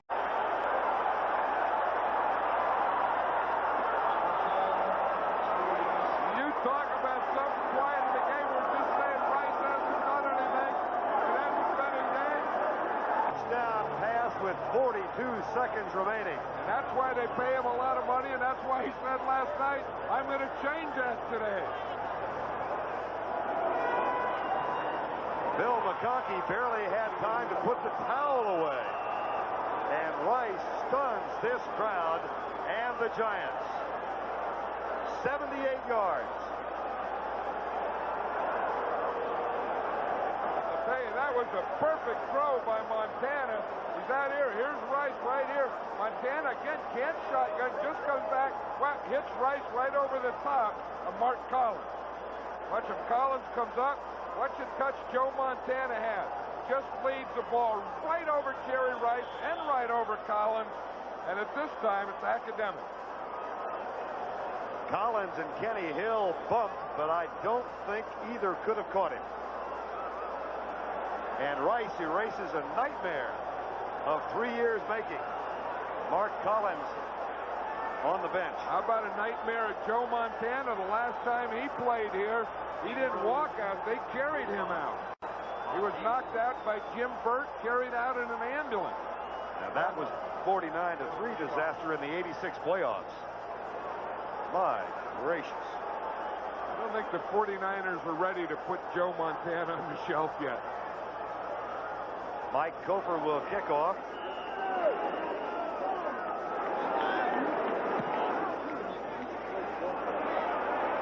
And Lee Roussan at the 15.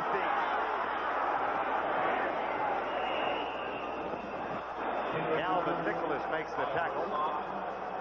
And the Giants, with one timeout left, have 39 seconds remaining. I think they only have one thing they can do here, one player. I think somehow they're going to have to try and get the ball 2 or 3 times to Lionel Manuel. I think it has to be here. They need pass protection. Phil Simms has to get the ball to Manuel. I would think he's his guy in this situation. 4 wide receiver set. Baker, the lone man on the left side. 3-man rush, 4-man rush now. Simms back and gets rid of it just before Gordon McCarter called in the grasp. Final score, Tampa Bay defeats Green Bay by 3. Donald Igwebuike, and Buffalo gets a field goal late in the game to edge Miami by 3. Washington has scored again, 29-27. Second down and 10. And the final, Willander and Linville coming next. Ingram. I think Phil Simms has had a good day today, and the passes that really haven't been complete are ones that he got rushed and had to throw them away, or ones that guys have dropped, such as Ingram dropping that one. What's funny about this game, it went, pretty good in the first half, then it went to kind of the defenses took over, and then boom, explosive at the end. That's a double boom, boom and boom. Who would have thought? 3rd and 10. Ingram behind him. Allegre missed a 39-yarder that would have tied the game. But that became academic. Well, it didn't become academic because had he made it and things gone as they have since, we'd be tied at 20. Yeah, but then you go to the if and if. Right, if yeah. The Giants have dropped 5 passes today. Had they caught those, had something happened for the 49ers, they could have scored another one, and that's the way it is. 4th and 10. Simms needs a couple more, has it. First down.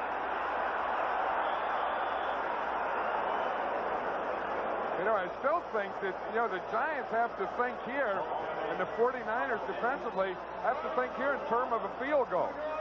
All they have to do is get about 30 more yards, 2 quick completions, and then take a shot at the field goal. Giants have used their final timeout, 17 seconds remaining. This one was just kind of rolling along placidly at 13-10 through most of the second half. And then Lionel Manuel caught a pass from Phil Simms, put the Giants on top 17-13, and with 42 seconds to go. And you see Bill Walsh here, he's probably as upset with the prevent defense as the fans are. The fans always say prevent. What does it prevent? It just prevents victory. And the 49ers are in it. They're all off. The Giants are completing passes, and the head coach is mad about it. 1st and 10. That's caught. Ingram makes the catch in front of Tom Holmoe. 4 seconds to go. I don't know that they'll have time to get another play snap.